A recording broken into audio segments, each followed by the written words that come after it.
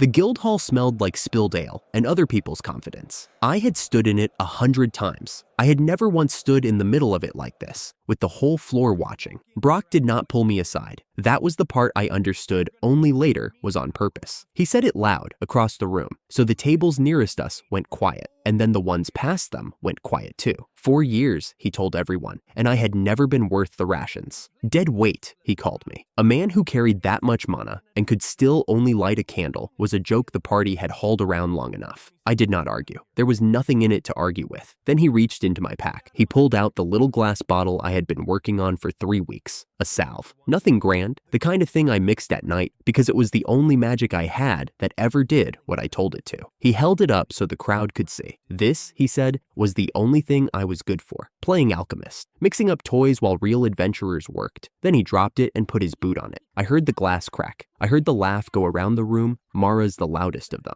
Bright and easy, like it was the funniest thing she had seen all week. He stripped the gear off me after that. The staff, the spare pack, the things the party had lent me and never once let me forget were theirs. He let it all fall in a heap. Then he flicked a few copper coins onto the boards at my feet. Severance, he called it, for the road. For a moment, I just looked down. The coins on the floor. The salve leaking into the cracks between the boards. Gone under one boot heel. Then I bent and picked the coins up. Every one of them. Leaving them there would have felt like agreeing with him, and I was not going to agree with Brock about anything, least of all what I was worth. Thank you for everything, I said. I did not mean a single word of it. Then I turned and walked out while they were still laughing, because the only thing worse than being thrown away is letting the whole room watch you break over it. The reception desk sat near the doors, away from the noise. The clerk there had processed my failures before, more than once, and she did not gloat now. She only looked at me for a moment, at the coins still closed in my fist, and asked if it had happened again. It happened again. She did not tell me to try harder. I think that was a kindness. What she told me instead, gently, was that she did not believe I was suited for adventuring, that she had thought so for a while, and never quite found the right day to say it. Anything else? I asked her. Anything at all. There was, as it turned out. She slid a request across the desk, a posting most people walked straight past. The production guild needed someone for a frontier village out past the safe roads, somewhere wild enough that they wanted a worker who could also swing at a monster if it came to that. Nobody wanted it. That was why it was still pinned to the board. I could have gone back and begged my way onto a new party. I could have been deadweight somewhere fresh. I signed myself out of the Adventurer Guild instead, and I went looking for the production hall, because the only direction left that did not mean crawling backward was forward. The production guild was louder than I expected, and warmer for it. The man who ran it had a voice that filled the room before his shoulders did. Gordon, he called himself. He looked me over the way you size up a tool you are not sure still works, and he did not bother to hide it. The frontier post was real labor, he told me, and real danger, and the Lord's promised guards were not a thing he would wager a copper on. He needed someone who could carry weight and also fight. Then he said something no one had ever thought to say to me. Before he sent me anywhere, he wanted my crest checked properly by an officer, because a man with my mana and my run of luck might simply be wearing the wrong one. He would cover the cost himself. The crest officer was old and robed, careful in the way you only get from doing one thing for 50 years. He took my left hand, studied the mark on it, and then went very still. What came out of him after that came in pieces. The mage crest was not just a poor fit for me, it was the worst possible fit. It had been fighting my body for 4 years, quietly, the way a wrong key wears down a lock, and a few more years of it might well have finished me. I did not have an answer for that. 4 years of being the failure, and the failure had a cause, and the cause had never been me. Then he told me what I should have carried all along.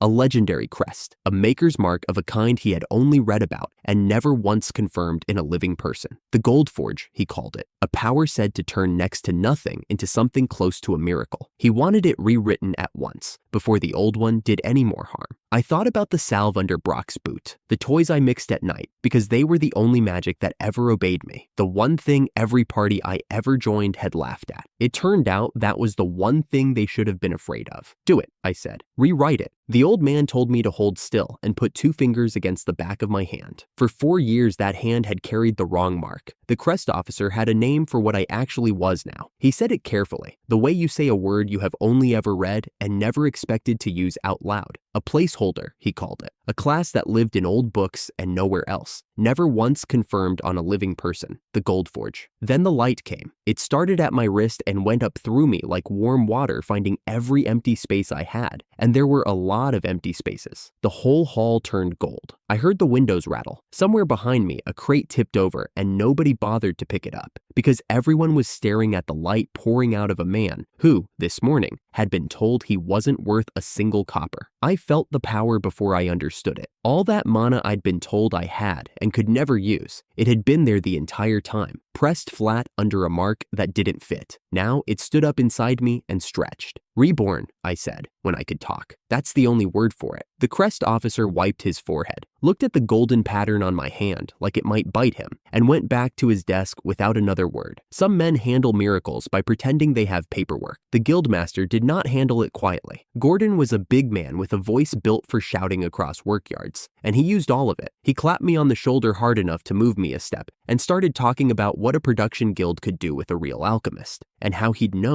just known, there was something in me. He's not to be handed over. The voice came from somewhere around my elbow. I looked down. A small woman with bright orange hair tied in two tails had attached herself to my arm like she'd decided it was hers. She barely came up to my chest, and her face was round and young, and the hammer slung across her back was nearly as tall as she was. Gordon started to say something about her age. The hammer moved. I didn't see it move. One moment it was on her back, and the next, the corner of the counter was simply gone, sheared clean, sawdust drifting in the gold light, and the hammer was back where it had started as if it had never left. "Did you say something?" she said. It was not a question. Gordon said he was sorry. Her name was Hazel. She had dwarf blood, which meant she looked like a girl and was older than she let anyone guess, and could outforge and outhit most men twice her size. And she had decided, on no evidence at all, that I belonged to the frontier, and she was not going to let the city keep me. We were leaving for the village in the morning, the two of us. I'd been a production guild member for less than a day, and I already had a partner who'd threaten a man with a warhammer on my behalf. For someone who'd had no one that morning, it was a strange and good feeling.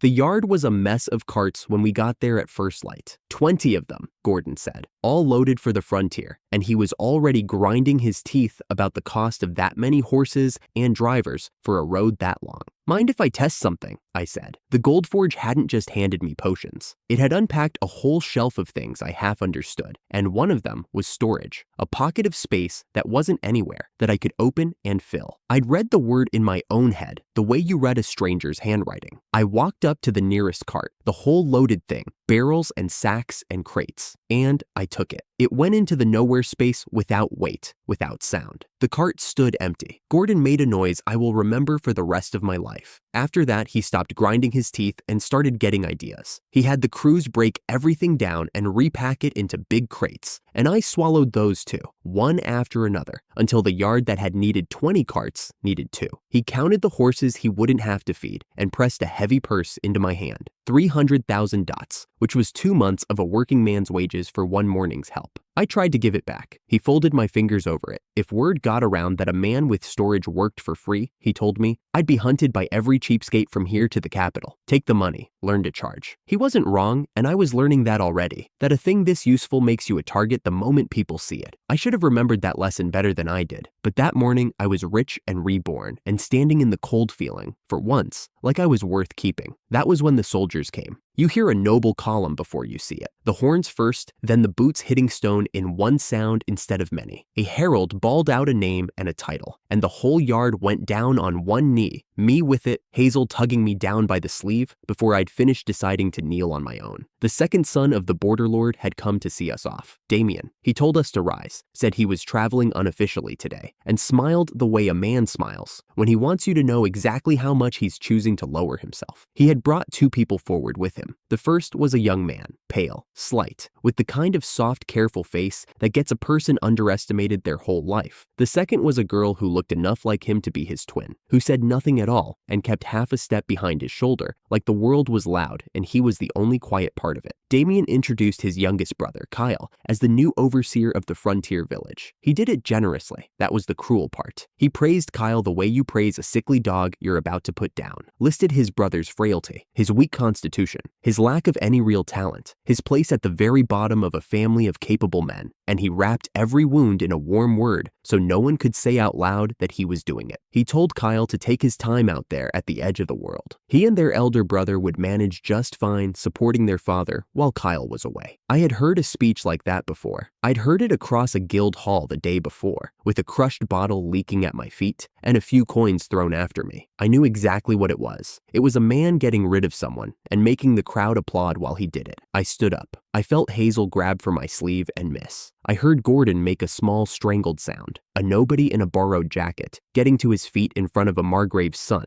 It was, by any sensible measure, a stupid thing to do. I'll support him, I said. I'll make this development succeed. You can come back in a year and see for yourself. The yard went very quiet. Damien looked at me, the way you look at a dog that has surprised you by talking. Then he asked lightly, what exactly a discarded little production guild hire thought he could offer. So I told him. I opened the nowhere space and showed him the 2 crates becoming 200 crates becoming nothing. The 20 carts I'd already turned into 2. I watched his eyebrows climb, just slightly, before he got them back under control. He laughed it off. He said something about ambition being cheap on the frontier, and he gathered his column, and he left, and the horns faded down the road. But I had seen the eyebrows. I filed that away too. I was getting a collection. Kyle found me after, while the crews were hitching the last 2 carts. He thanked me, and then he tried to talk me out of what I'd promised, which is how I knew he was worth promising it to. He told me he really was what his brother said, sickly, outshone by 2 brilliant brothers. Truly useless, he said, like it was a fact he'd made peace with. Funny, I said. My old party used to call me a long, useless thing. Some piece of luggage you carry around and never use. I shrugged. They were wrong. Maybe they were wrong about you too. Something changed in his face when I said it. Not hope, exactly. The thing that comes just before hope, when a person lets themselves consider it. He told me, quietly, that he hadn't asked for any of this. But as long as he was being sent, he wanted to actually help the people out there, not hold a title. Help. The settlers were close enough to hear, and I watched them hear it, and I watched them decide, all at once, and without a word, that they'd follow this frail young man anywhere. The silent girl was his sister, Mia. She didn't speak, but at some point in all of it, she had drifted from behind Kyle's shoulder to behind mine. And when I noticed, she just looked up at me with those flat, quiet eyes, like she'd appointed me to something, and I'd find out what later. The 2 guards were a different matter. Alfred had the bearing of a holy knight, and a face like a shut door. Paige stood like she was measuring everyone in the yard for a coffin, and finding them all about the right size.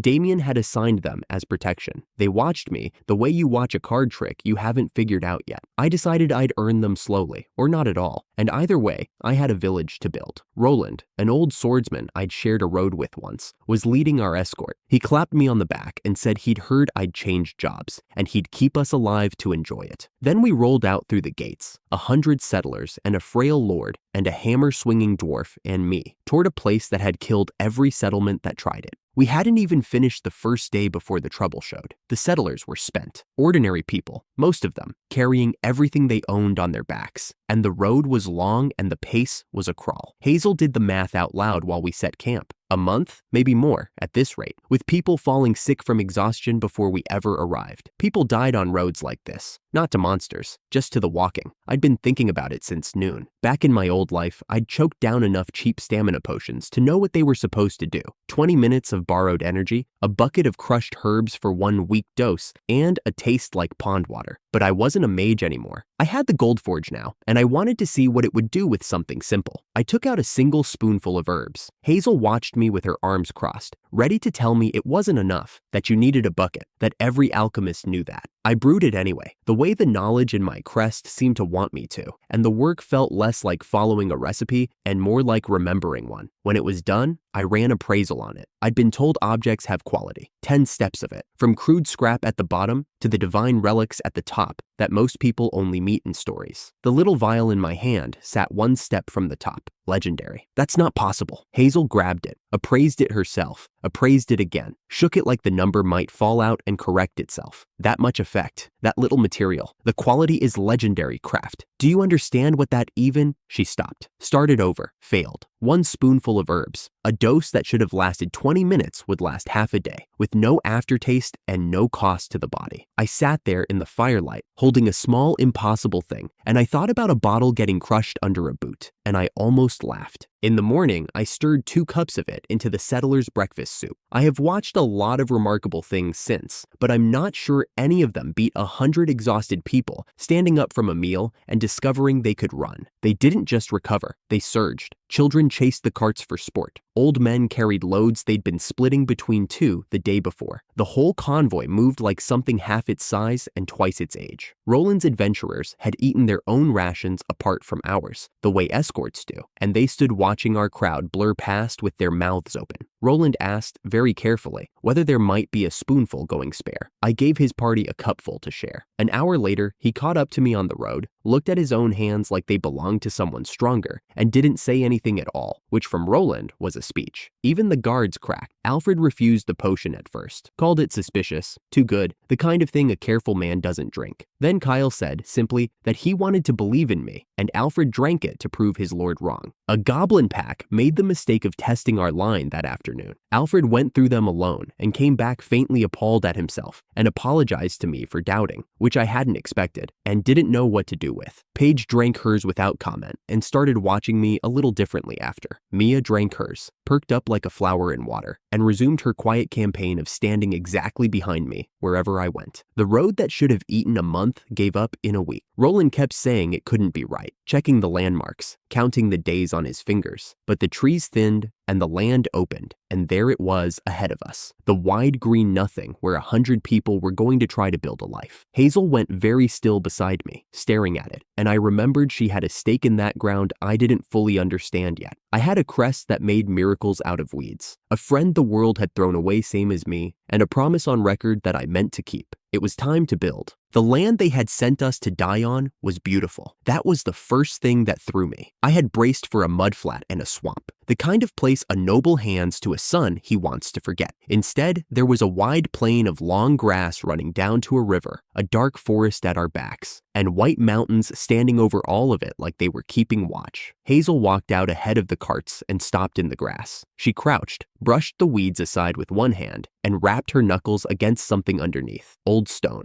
a foundation, square and deliberate, worn down to the roots of the grass. There was a village here once, she said. She didn't look back at me. Earth dwarves, my people. I lived here when I was small. I didn't say anything clever. There wasn't anything clever to say. I just looked at the stone she was touching and understood, all at once, that this was not going to be a job to me. Some part of me had spent 4 years being told I had no place. Hazel had a place once, right here, and somebody had taken it from her. Building it back up suddenly felt less like work and more like the only decent thing left to do. Mia drifted up beside me while I was thinking it, quiet as ever, and took a fold of my cloak in her fist. She didn't ask. She never asked. Kyle's twin sister had decided somewhere on the road that I was a safe thing to stand behind, and I had decided to let her. After 4 years of nobody wanting me near, I wasn't going to be the one to peel a kid off my sleeve. Kyle wanted to say a few words to the settlers before the work began. Alfred had suggested it, in that flat way of his that wasn't really a suggestion, and I built the young lord a stage out of empty crates, so he'd have somewhere to stand. It took me one thought and a flick of my storage. Half a year ago, I couldn't have lit a candle worth the name. Now, I was furnishing a town square out of thin air and barely noticing. Kyle climbed up, thanked everyone for the road, and told them the truth, which is rarer in a noble than you'd think, that this would be hard, and that he meant to be in it with them. Then he ruined my morning. And we are fortunate, he called out, because we have a wonderful alchemist with us. Craft will look after you all. The cheer hit me like a wall. I had no idea what to do with it. People I had never met were shouting my name like it was good news. Alfred put a hand over his eyes. Paige bit down on a smile and lost. Somewhere behind me, Hazel was laughing outright, and Mia tugged my cloak as if to ask why my face had gone the color of a brick. It's not my fault, I told no one in particular, which only made it worse. I should have hated it. Instead, something in my chest pulled tight and wouldn't let go. Fine. If a whole field of strangers was going to stand there and cheer for the useless mage, then the useless mage would just have to be worth it. All of you then, I said, mostly to myself. I'll take care of all of you. Building started the next day, and it went faster than anything has a right to. The stamina potion was the reason. I'd already learned the thing barely aged, 1,000 years in a clay jar, longer than that in a good bottle. So we kept it in water skins and handed it out like water. hour. Work that should have taken half a month was done in days. Roland came back through while the first roofs were going up. He'd come to settle his pay. He waved off the gold. "Give me a bottle of that stamina stuff instead," he said, leaning in the doorway with his arms crossed. "Worth more than coin out here." I handed him two. He carried our letter back to the production guild in the border county in exchange, and with the potion in him, he swore he'd make a 4-day ride by morning. I believed him. When the housing was up, Kyle came to me with the next problem, which was the obvious one nobody had solved yet. People can sleep under a roof, but they can't drink one. "We need a well," he said. I had 2 ways to give him water. I could just make it, pull it out of the air with magic, barrelfuls of it. But a town can't lean on one man's spellcasting forever, and I didn't intend to be the village faucet. So I told him about the other way, dowsing. Find where the water already lived, underground, and dig down to meet it. The trouble was the tool. To douse properly, I needed to make a thing called a dowsing teardrop, a little gem on a string that glows when it passes over water or metal. Simple alchemy, except the core of it had to be a magic stone, and not a cheap one. Goblin stones wouldn't do. I needed something orc grade or better. We were still talking about where to buy one when 2 of our hunters came crashing through the door, white in the face. There was an orc settlement deep in the forest, they said. A big one. More than 20 of the things, maybe more, dug in close enough that they'd find us eventually. The room went quiet in the bad way. Hazel said she'd take a swing at it. Alfred started to say that if the 2 of them went together, and I cut him off, because that was exactly the wrong answer. The village needed its guards standing here, between the monsters and the children, not off in the trees. "I'll go," I said. Alone. Alfred gave me a look that asked, plainly, whether I had forgotten I was a production guild alchemist who couldn't fight his way out of a sack a season ago. "Don't put soldiers and adventurers in the same basket," I told him. "I'm a monster specialist. It's the one thing I'm actually good at." It was half a joke. The other half, I was about to find out, was true. I went in low and quiet, the way I'd scouted for a dozen parties who never once thanked me for it. The hunters had said 20. I counted past 30 before I stopped counting. Crude huts, bone piles, the whole reeking sprawl of an orc nest that had been left to grow. Old me would have turned around and run. New me had a crest that had been holding its breath for 4 years. I found the cold place in my chest where the magic lived now, the place my old mark had kept sealed shut, like a kettle with the lid screwed down, and I let it open. The spell that came up was nothing my mage crest could ever have dreamed of casting. Deep frost, the killing kind, the kind that rolls out low across the ground and takes everything standing. I spoke it, and the clearing died of winter in a single breath. The whole settlement went white and still. Ice climbed the huts, sealed the ground, locked every last one of them in place where they stood. I had to throw a warmth spell over myself just to keep my own teeth from cracking. Then I walked through a frozen warband like a man walking through a sculpture garden, and one by one,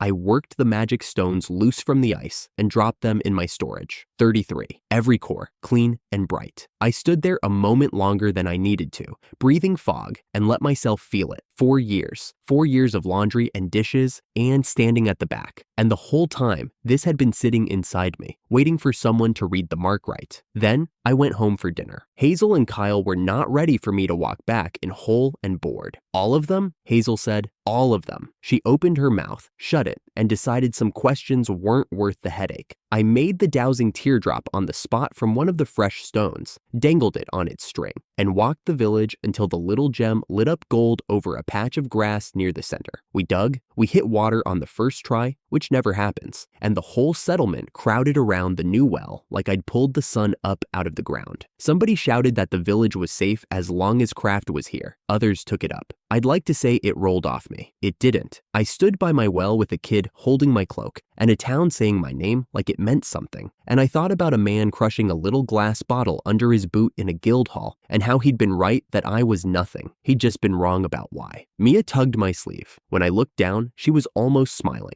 Paige, standing guard nearby, muttered that the girl had never warmed to anyone that fast, and then went pink when I told her it must run in the family, the warming up. I let her chase me off. It was a good morning. A village this far out lives and dies on what it can fix when something goes wrong. So while the others built walls, I built a stockpile. I filled a barrel with water, one spell, no chant worth the name, where a year ago I could barely wet a finger, folded in the right herbs, and let the crest do what it did. What came out of that barrel was a healing potion good enough to make a guild master weep into his ledger. A small cup of it, I figured, would close almost anything. I stored most of it in the warehouse for the whole village and told Hazel where it was, and she told me it was the kind of potion men would bid wars over, and to keep my mouth shut about exactly how good it was. Mia watched the whole thing from the corner with her chin on her knees, fascinated by the smoke. Paige had drawn the short straw and was minding both of us. I worked, and the room was warm, and for once, nothing was on fire or screaming. It didn't last, of course. Out here, it never does. They carried Jasper in at dusk. He was one of our hunters, loud and reckless, and grinning even then. And he'd run into a pack of goblins in the trees and made the mistake of thinking goblins were beneath worrying about. He'd killed all 6 of them. One of them had opened him up badly first, a deep wound along his side, the kind a frontier village 3 weeks from a real healer does not walk away from. Alfred moved like the soldier he was. He had people clear a room, sent the guards out to patrol the tree line in case the goblins had friends, and turned to me with 2 words: heal him. Hazel was already running for the warehouse. She came back with the barrel, sloshing, and Paige knelt to look at the wound and went very quiet, which from Paige meant it was as bad as it looked. I poured a cup. I tipped it over the wound. The smoke came up, and under it, the wound simply closed. Skin drew shut clean, like the last hour had never happened. Jasper blinked, poked his own side, and announced to the room that it didn't hurt anymore, and could he please go back to work. Nobody answered him, because everyone was staring at me. Paige found her voice last. She started to say that something this strong needed to be reported, that the military would want to know a frontier alchemist was brewing miracles in a barrel. Then she stopped herself. I watched her weigh her oath against the village at her back, and I watched the village win, barely. "Keep this quiet," she said. "What he can do, for now." She looked at me, and there was something careful in it, almost a warning. Things this valuable don't stay secret, and when they get out, they bring people. I told her I understood. I even meant it. But standing there with a healed man at my feet and a barrel of impossible medicine at my side, in a village I'd helped pull out of dead grass in under a month, it was hard to feel anything but good. The trouble her warning promised was somewhere over the mountains. Still, tonight there was a well, and a roof, and a kid asleep against my arm, and a hunter alive who shouldn't have been. I'd take it. I had taken to waking before the sun back then. A healed man asleep in the warehouse and a bottle of impossible medicine on the shelf will do that to you. They sit in your chest and won't let you lie still. So I was already up and walking the half-built square when I found Paige in it, alone, running her sword through the same forms over and over in the gray light. She stopped when she saw me. For a moment, she just looked at me, weighing something. Then she said my name, quiet, and told me to come with her. She led me through the manor to a door I had never been through, and she opened it without a sound. Kyle was in the bed, asleep, and not resting at all. His breath came in short, broken catches. His hands knotted in the blanket, his face tight against something that had followed him down into sleep. I started forward to wake him, and Paige caught my arm. "Leave him," she murmured. "Waking him only makes the morning longer." She told me the rest in a voice stripped of all its usual steel. Kyle had been born wrong on the inside. He had carried it his whole life, this thing in him that flared worst in the cold hour before dawn, and the only mercy anyone had ever found for it was the stamina potion I had been pouring into the village soup. It held the pain off through the night. Then, near morning, the potion thinned out, and the boy who smiled all day went back to fighting just to breathe. "This," she said, "is what his days are made of." Under the smiling, I stood there and watched a lord half my country's hope clench his jaw in his sleep, and something in me settled into a single hard line. "I'll make him a real cure," I said. Paige looked at me like she wanted to believe it and had stopped letting herself want things. I didn't argue with her. I just turned the question over to the crest on my hand instead, the way you'd ask a craftsman who had forgotten more than you'd ever learn. And the answer came back the way the Goldforge's answers always did, like a memory I'd never made, a cure potion. The herbs for it grew in one place within reach, a wetland, the kind hydras called home. There was a problem before the wetland, and the problem was that our gear was junk. I'd gone to look at the blade Jasper broke the day the goblins nearly finished him, and one glance with appraisal told the whole shameful story. A dull, half-corroded thing forged by someone who didn't care, carried by men I needed to keep alive. You don't send people into a hydra marsh with that. So I asked the crest 2 more questions, and it gave me 2 more answers. The first was an oil you worked into metal while it was forging. The second was an oil you wiped along a finished edge. I brought the first to Hazel without explaining it, because I wanted to see her face. She uncorked it, sniffed once, and her amber eyes went wide. "This is hard forging oil." She turned the little jar in her hand like it might vanish. "Only an alchemist with the proper crest can even make this. Where did you—" She stopped, looked at my hand, and answered her own question with a slow grin. She worked it into a fresh blade that afternoon, watching the metal the whole time for the sourness that means a reaction going wrong. None came. "Good thing it didn't blow up in my face," she said, and set it to cool overnight, and teased me about playing tricks until the coals burned low. The next morning, I had Jasper test the second oil on the cooled blade. I should have warned him better. He squared up to a branch as thick as my arm, swung the way you swing at something you expect to fight you, and the blade went through it like the wood wasn't there. Jasper kept going, spun half around by his own strength, and nearly put himself in the dirt. "Next time," he wheezed from somewhere near the ground. "Explain it first." Alfred came to see what the shouting was. I watched a man in holy night plate, a man who did not raise his voice, take one cut at a practice post with an oiled axe, and then simply stand there with his mouth open. Within the week, every saw and scythe and felling axe in the village wore that edge, and the logging crews tripled their work, and the farm rows went in twice as fast. Hazel kept the secret close, the way I'd asked. I didn't tell them yet that all of it ran on monster cores, and that the marsh I needed was about to ask for a great many of them back. We went in light and lethal, 4 of us where the marsh should have eaten 40. I'd held the others off the potion trade for a while by then. Paige had warned me that the Count's house was knotted up in its own quiet war, brother against brother, and that walking legendary medicine into a place like that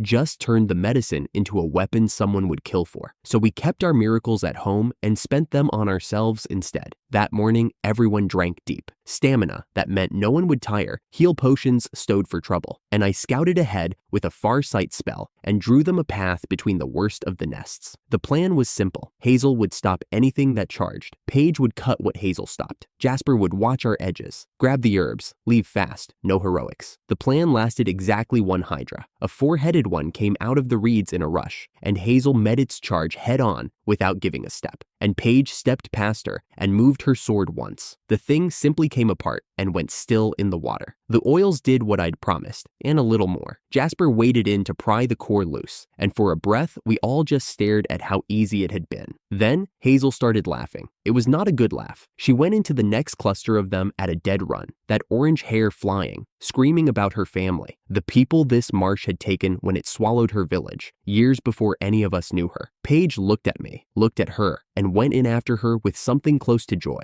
calling her sword forms one after another, and never once slowing down because the potion wouldn't let her. I am not going to pretend it wasn't frightening. There is a kind of fury that wins fights, and still makes the people who love you go cold to watch. The marsh emptied out around the 2 of them. The water went quiet, and when it was over, Hazel stood there breathing hard, the grin sliding off her into something younger and rawer, and she turned to me and said she was sorry. She'd ignored the plan. "You got it out of your system?" I asked her. She thought about it. "Some of it." "Then it's a good plan." Jasper and I had been trailing behind the whole time, gathering cores with our hands shaking, and we snapped her a pair of matching salutes just to make her laugh for real. We found the herbs 10 steps later, bright against the black water, exactly where the crest had said they'd be. The cure potion came out of the cauldron glowing like a held breath. Legendary, Hazel's appraisal said, and perfectly safe. But safe is not the same as proven, and no one in the village was sick enough to test it on. That problem solved itself. Paige had let the secret slip to Jasper. Jasper had let it slip to the wind, and Kyle walked in with Alfred at his shoulder and Mia, a silent shadow at his side, and took one look at the glowing bottle and knew exactly who it was for.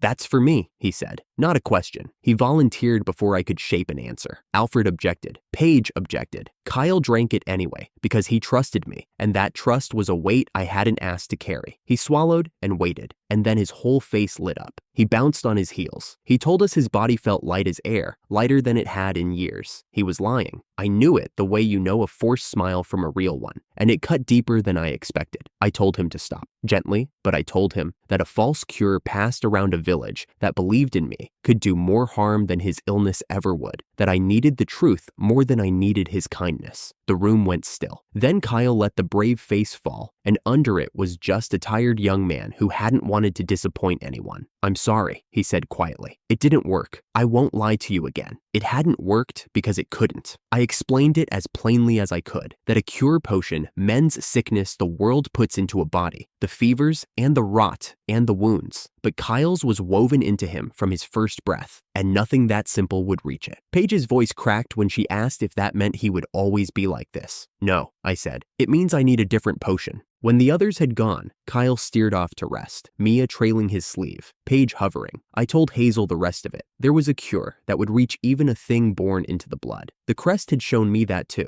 but its ingredients didn't grow in any marsh. They grew in Dragon Country, the kind of place that wasn't on the maps, because the people who went to map it didn't come back. Hazel was quiet for a long moment. So, what do? We get strong enough to go there, I said. All of us. The whole village. It wasn't a thing 4 people could steal. It was a thing an army could take, if the army had a town behind it and the best gear in the world in its hands. We build until we can kill a dragon. Then we go get it. She didn't laugh at me. That was the thing about Hazel. She just nodded, slow, like I'd named a job and she was already pricing the iron. So we built toward a dragon by building a town. I went to Sheila first, a widow with 2 children who'd been breaking her back in the experimental fields, and asked if she'd run a proper general store. She started with a tent and a tray of dried forest berries, and within days, half the village had a sweet habit and she had a future. I went to Sutton next, a big quiet man who'd lost his parents to a plague and been cheated out of the innkeeper's license that should have been his. Out here, I told him, the village issued its own licenses and answered to no commercial guild. He built an inn with a tavern under it and looked, for the first time in years, like a man standing on his own ground. We threw the defensive fence up first because the forest pressed close and full, and a place with that many monsters in the trees needs a wall before it needs anything else. Then the Adventurer Guild branch opened, and with it came new settlers, and an escort I knew.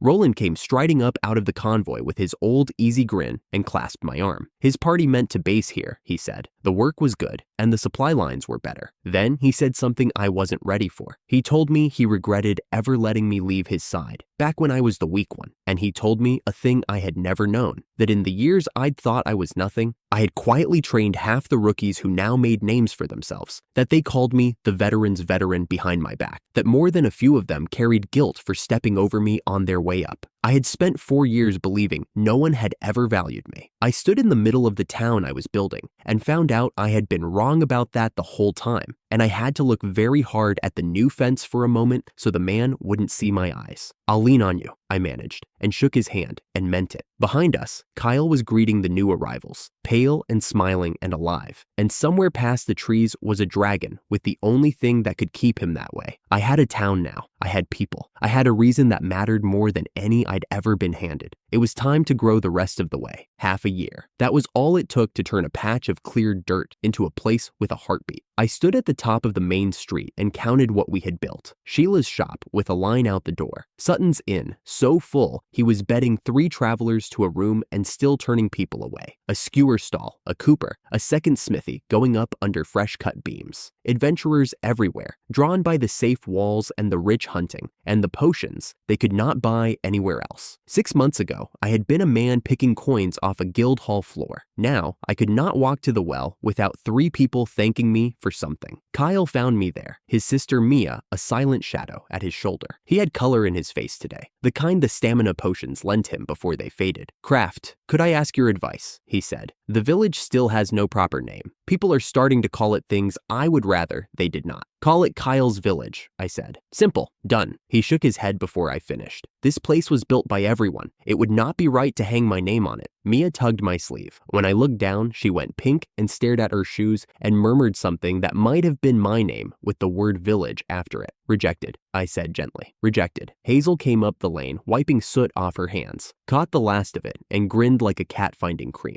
Her eyes went straight to the back of my left hand, where the gold-forged crest sat under my glove. That mark of yours shines gold, she said, and dawn is gold. So, she spread her hands like she was unrolling a banner. Golden dawn. Wait, I looked around the circle. Where did the part I agreed to go? Someone call that out. Nobody called it out. Paige gave a single firm nod, which from her was a standing ovation. Kyle was already smiling. By nightfall, the name had spread to the next town over, and I had learned a useful lesson about what happens when you let the people you have gathered decide anything at all. When the village could spare me, I called the thing I had been waiting 6 months to do, a mining run for Mithril, up past the forest, where the rock turned rich and hard. I did not go light. I brought Hazel for her dwarf blood eyes, Jasper because he would have followed anyway, and I hired the strongest party we had, Roland's. We had crossed paths before, Roland and I, back when I was the useless one. He did not bring it up. He just clasped my hand and said the pay was thin, but the healing potions, cure potions, and sharpness oil I was offering would make him drop any other job in the kingdom. He walked me down his people, Sora, the ranger, who I had liked once, years ago, before I understood she was already Roland's in every way that mattered. I had made my peace with that a long time back. It was good to see her. Beck, the priest, thin and calm. Bram, the mage with no crest who had learned his spells by stubbornness alone. And Mordo, a wall of a man with an axe who answered my greeting with a long silence and then a quiet, yeah. The forest threw goblins and orcs and a giant spider at us. Roland's party cut through them like the trees were paying us to pass. I handed Beck and Bram a flask each of my mana potion and told them to keep it for an emergency. Bram uncorked his, sniffed, and went still. "This is legendary," he breathed. "With this, we could put down a cyclops." I winced. In my experience, saying a thing like that out loud is the surest way to meet it. Hazel found the cave the way only her blood could, behind a curtain of brush no one else looked at twice. Inside, past 3 rock lizards that the sharpness-oiled blades opened like the rock was a suggestion, the tunnel widened into a chamber that glittered, mithril, veins of it running through the wall like frozen silver rivers. We had maybe a minute to be amazed before the Cyclops came out of the dark. It was 3 times a man's height, 1 eye, a club the size of a fence post, the thing adventurers call the killer for good reason. Mordo met its first swing and got thrown the length of the chamber for it. Beck had a healing light on him before he stopped sliding. I did not think. I lifted my hand and the crest answered, and a lance of homing ice tore across the chamber and punched into the giant, and the cold began to climb up it from the inside. Roland was already moving, converge, fall back, full magic, support, and the party closed on the thing while it was fighting my frost. It did not last long after that. By the end, it stood frozen mid-roar, and then it simply stopped being a problem. For a moment, I just breathed. Helping felt almost embarrassing, how good it was. Then I opened my storage and folded the entire Cyclops into it, whole, and Sora made a noise I will treasure forever. Hazel mined out 4 good barrels of ore before she hit a slab of rock too thick to cut. So I planted a magic bomb against it, told everyone in a calm voice to please stand well back, counted down, and brought half the wall down in a roar of dust that left us all gray as ghosts. It opened a mithril seam wide enough to walk into.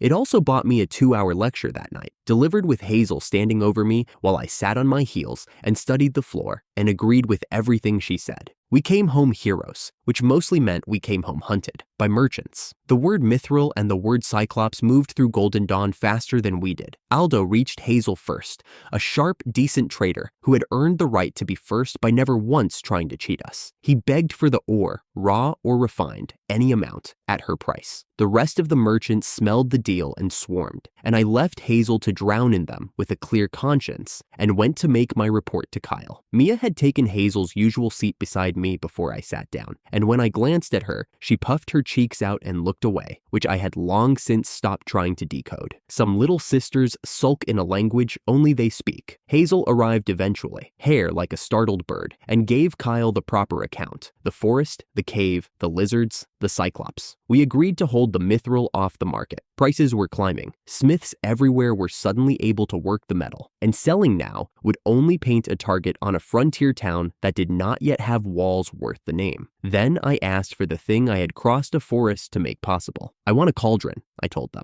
Alchemy grade, an alloy of mithril, iron, and copper. It is the next step, and I cannot take it without one. Hazel did not forge the cauldron. She cast it, built a great clay mold taller than Mia, and poured it whole. And she would not let me see a line of it until it was done. When she finally pulled the mold away, I forgot how to talk for a moment. It was a deep, near-purple mithril, decorated like something out of a temple, far past anything I had pictured. I do not know fine art. I knew at a glance this was a masterwork. "Thank you, Hazel," was all I managed. Then I laid my bare hand on the rim, and the crest opened like a door. Knowledge poured in. Recipes I had never seen, whole families of them, unfolding behind my eyes, in an order that made sense the way a language suddenly makes sense. And, at the center of it, the formula for hard mithril forging oil. The cauldron had taught me. Hazel just nodded when I told her. She had felt the same thing the first time she cast a true anvil. It was was a thing crafting crests did, she said, like the work itself was paying us back for making it well. It was not just the one oil either. The recipes came in a chain, each one a rung on a ladder I had not known I was standing on. Better cauldrons would teach me better potions. Better potions would arm better adventurers. Better adventurers would clear harder ground, which would give Hazel rarer metal, which would teach me more again. I had spent 4 years convinced I had hit my ceiling. Standing there with my hand on that warm purple rim, I finally understood there had never been a ceiling at all, only the wrong crest holding the lid down. We made a hard mithril anvil and hammer that night. Hazel held the hammer like it was a newborn, turning it in the lamplight, naming the things she could finally build now that the metal would let her.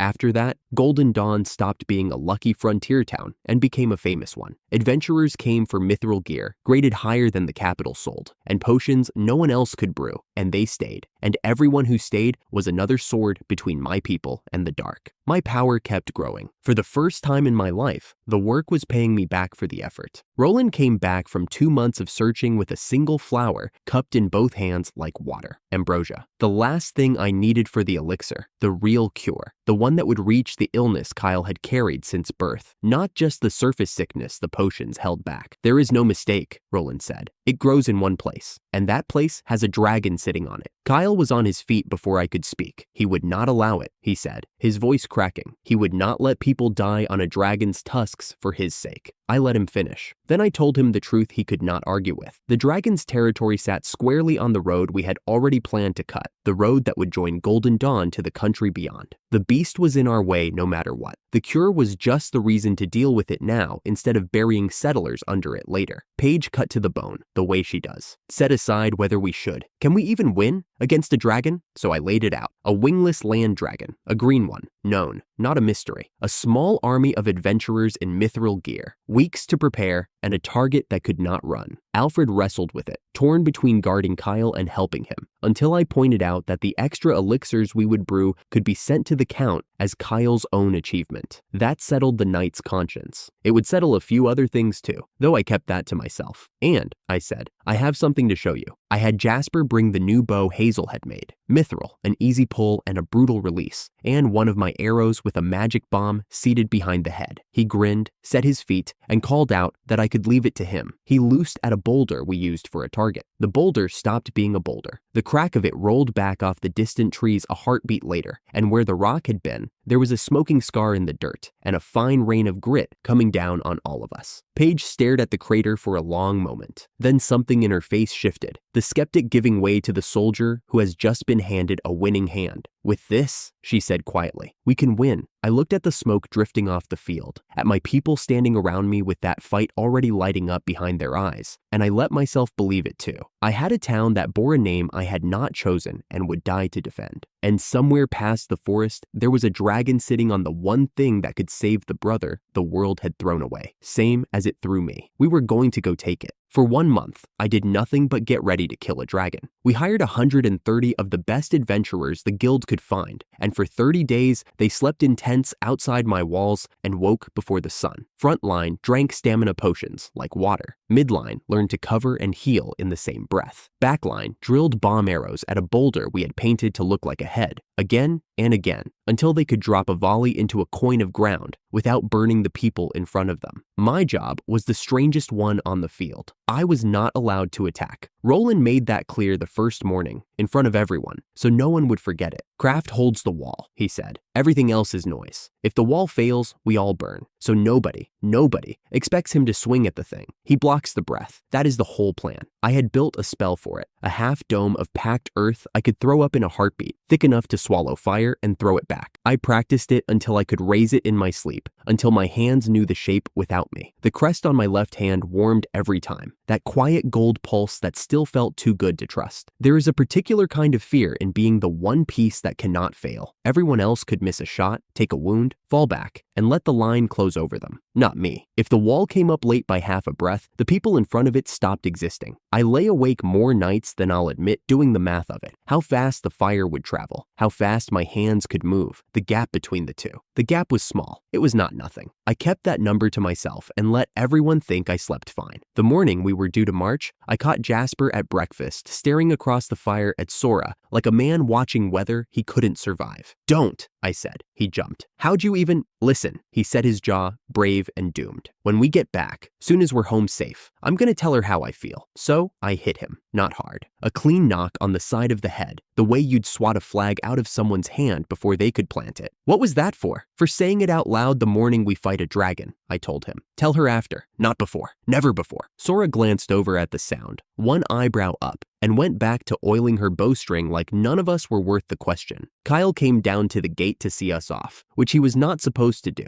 leaning on the stonework I had poured myself a season ago. "I gave the order," he said. "I let this happen, and now I get to stand here and watch you walk toward the thing that could end all of you for my sake." His pale hands were tight on the wall. "Craft, are you really going through with this?" There was a lot I could have said. The ambrosia only grew where the dragon lived. The dragon sat square on the road we needed. And under all of it, the truth I didn't say to his face, that the flower was the one ingredient that could make the medicine that might actually save his life. "I am," I said. "Hold the town. I'll bring back what we went for." Mia didn't say goodbye. She crossed the dirt, took a fistful of my sleeve, and held on. And when I looked down, she was staring at the ground like the words were stuck somewhere behind her teeth. "Come back," she managed. "Safe." "I will," I said. "I promise." She let go one finger at a time. Then we marched. We smelled it before we saw it. Scorched grass, old smoke, something deep and animal under that. Then the tree line ended, and there it was. And 130 hardened fighters went very quiet all at once. The green land dragon was the size of a hill that had decided to stand up. No wings. It didn't need them. Its head alone was as big as Kyle's house, crowned with horns that branched like dead trees. And when it turned that head toward us, the air seemed to lean away from it. Somewhere down the line, Sora made a small sound she would deny later. "Crane wing," Roland called, and his voice did the thing good commanders' voices do. It cut the fear in half just by being steady. "Wide left, wide right, center holds. You've done this 1,000 times on the field. Do it once more for real." The line spread like a bird opening. I stood at the heart of it with Roland, Hazel a step off my shoulder with her hammer, Mordo a wall of iron in front of us. "First unit," Roland's arm dropped. "Begin!" The wings opened up. Long-range skills and mithril arrows came down on the beast in a bright, hard rain. Bram's fire bloomed against its flank. Sora's arrow found the soft seam under its jaw, and it screamed. An actual scream. Pain, not rage. "There!" I shouted, because men fight better when they believe. "You heard that? That thing feels pain just like everything else. It bleeds." And it did. After 3 exchanges, strike, brace, strike, a dark wound opened over one eye, and the great head flinched back from it. 130 people roared at the sight of that flinch. For about a minute, we thought we were winning. That was the mistake. We had let ourselves forget the one fact that mattered. We had forgotten it was a dragon. It pulled its head back, and the whole clearing knew what was coming. "Breath!" Roland bellowed. "Wall!" I threw up the dome. A wall of packed earth a mile thick in name and a heartbeat in the making, right across the front of the center. The fire hit it and washed over both sides and folded back on the dragon itself. And for one glorious second, I thought, this is going to work. This is exactly going to work. The bomb arrows answered, whole sheets of them, bursting along its scaled side. It shrieked and thrashed, and then the horns lit up. The branches of bone on its skull began to glow, a sick green-white light, and the next volley of bomb arrows simply stopped, fizzled in the air a body length from its hide and dropped as dead sticks. Bram's fire guttered out before it landed. Every scrap of magic we threw came apart in the air like smoke. I felt it in my own chest. That was the worst part. The pull of my mana toward a working, and then the working dying stillborn before it could take shape, like trying to shout underwater. Our entire plan ran on magic. The bomb arrows, the long-range skills, my wall, all of it mana, all of it suddenly worth nothing. A whole month of drilling, every contingency Roland had walked us through, every line on the map. Gone. In the time it took 2 horns to start glowing. We had built our victory on the one thing this creature could switch off whenever it pleased. What in the... Roland started. The dragon turned fast, far too fast for its size, braced its legs, and breathed straight at the right wing. I ran.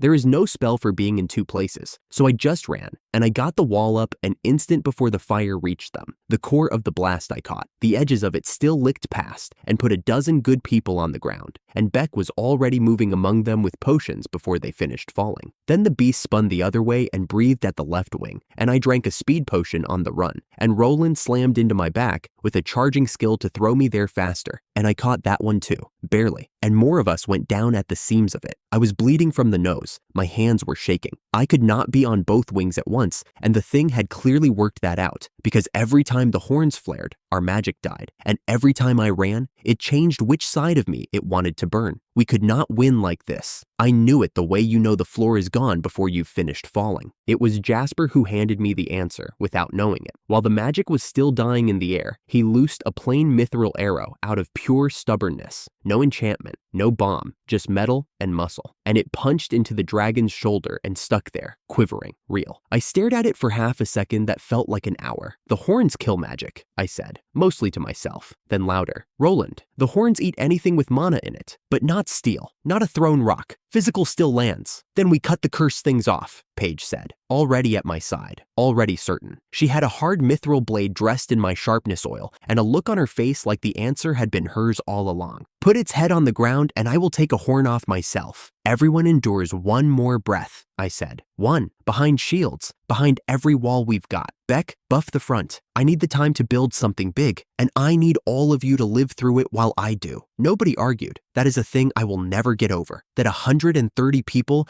I had mostly met a month ago heard me say hold still and let it burn you once, and held still. I poured everything I had upward. Not a spell with a name, just raw earth magic. The basic working stripped to its bones, gathering and gathering above the beast until a slab of stone the size of a barn hung over its skull. The breath came. Mordo took it on his shield and was thrown clear of it. Beck's wards held the rest of the line together by a thread. Then I let the stone drop. It came down on the dragon's head with a sound like a mountain sitting, and the great skull slammed into the dirt and stayed there, stunned. Now, I screamed. Paige went up the snout like the slope was a staircase. 4 strokes, fast and bright, hard mithril and oil, and everything she had, and the horn came away. The glow died with it. Just like that, the air felt like air again. It's open, Roland's voice cracked across the field. Everything you've got, don't hold back. 130 people emptied themselves into that opening. Fire and steel and arrows, all of it landing now, all of it real. The dragon heaved up off the ground, and the dragon's paw caught Paige and flung her wide, but she rolled to her feet shouting at us not to mind her, to finish it, so I did. I drank the last of my mana down in one swallow and felt the crest answer, that gold pulse running up my arm and into my teeth. Every drop of power, 4 years of a broken life, had buried in me, rising at once. For a single breath, I understood exactly what the old crest officer had meant the day he found me, that I had been carrying an ocean and calling it a puddle. I reached for the biggest thing I had ever held, more than I knew I had, until the air itself hummed and the hair stood up on every arm in the clearing. The sky over the clearing went white. I brought it down through the dragon's spine like a god losing his temper, one column of lightning and falling earth, and the beast that had eaten our magic and burned our people shuddered once, all down its length, and went still. Silence. Smoke. 130 people breathing. Then someone started screaming, and it took me a moment to understand it was cheering. We counted the wounded twice, and the dead not once. Not one. Burned, broken. Half of us flat on our backs, sucking down healing potions. But every single person who walked into that clearing was going to walk back out of it. We cut the ambrosia where it grew,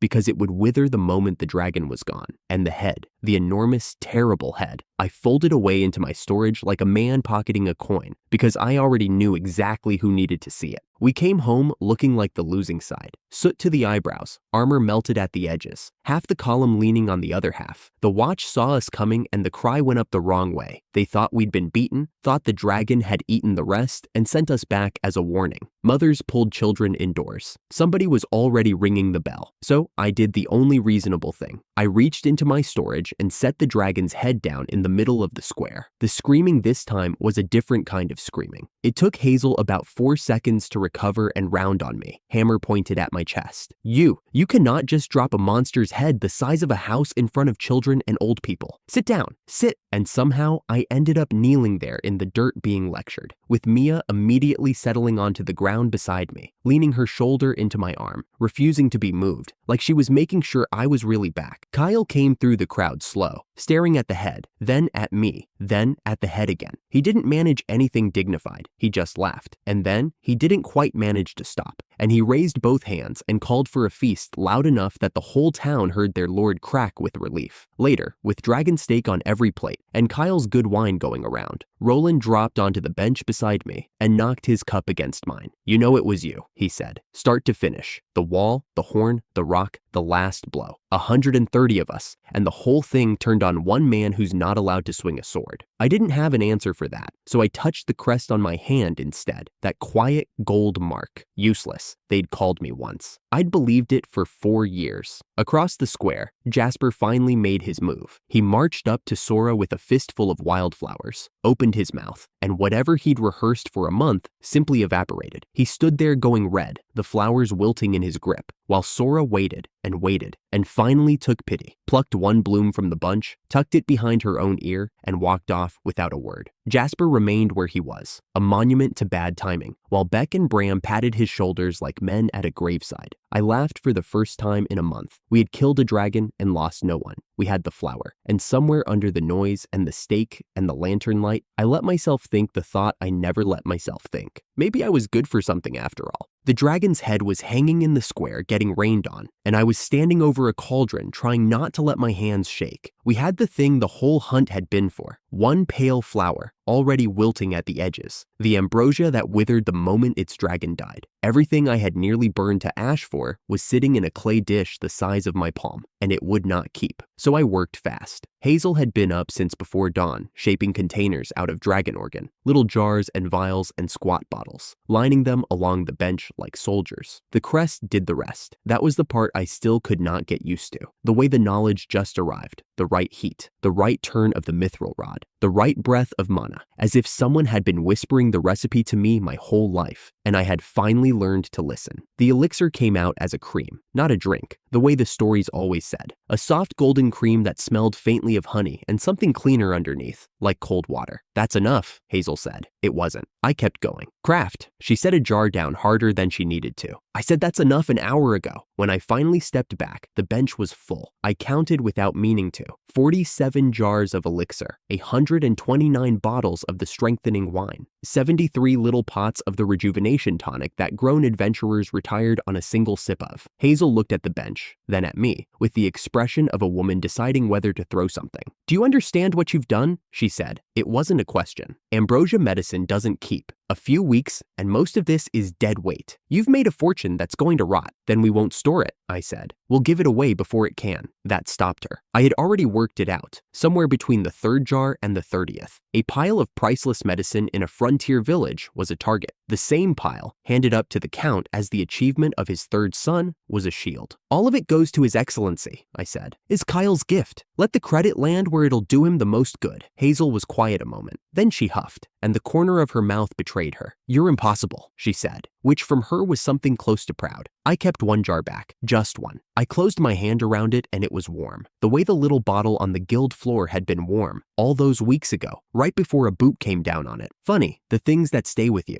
This one, nobody was going to crush. They thought I had brought a sample. I set the crate on Kyle's desk and started unloading, and the room went very still. Paige stopped mid-sentence. Alfred, who I had genuinely never seen surprised, put a hand flat on the desk as if the floor had tilted. Mia poked one of the jars with a single finger, decided it was uninteresting, and went back to half dozing in the corner chair. Kyle just stared. "This is for your father," I told him. "All of it. We frame it as your work, the village's work, and it solves 3 problems at once." Alfred found his voice first, and it came out rough. "If this much hit an open market," he said slowly, "it could start a war. Countries have invaded over less, which is exactly why none of it touches a market," I said. "It goes up the chain, quietly, with your family's name on it." Paige was looking at me the way people look at weather they can't predict. She had warned me, weeks ago, that valuable things bring dangerous people. She did not say it again. She didn't have to. I could see her filing it away, same as me. But that wasn't why I had come, and Kyle knew it. He was looking at the one jar still in my hand, the one I hadn't set down with the others. "Craft," he said softly. "Is that, it's yours," I said. "Here is the thing nobody tells you about a man who has been dying his whole life. He gets careful with hope.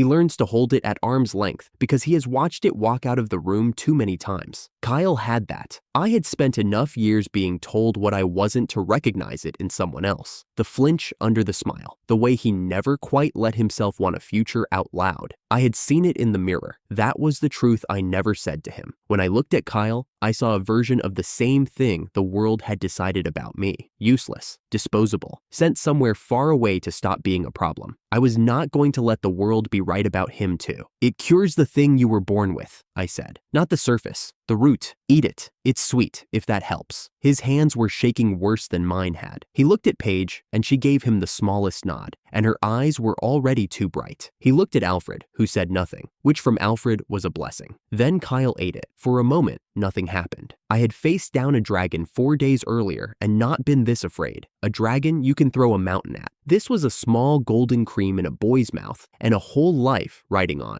Whether the thing I had pulled out of a dying flower actually worked, and there was nothing left to throw, nothing left to do but stand there and wait and feel my own heart doing something painful and small. Then I watched the color come into his face. Not a flush, a filling, like a lamp turned slowly up, like dawn deciding, after years of false starts, to actually come. The gray that had lived under his skin for as long as I'd known him drained out, and something warm moved in to take its place. He drew a breath, and then another, deeper than I had ever once seen him manage, and his eyes went wide as a man's do when his own body stops being a cage. The weight, he whispered, the weight in my chest, the ache I've carried since I can remember.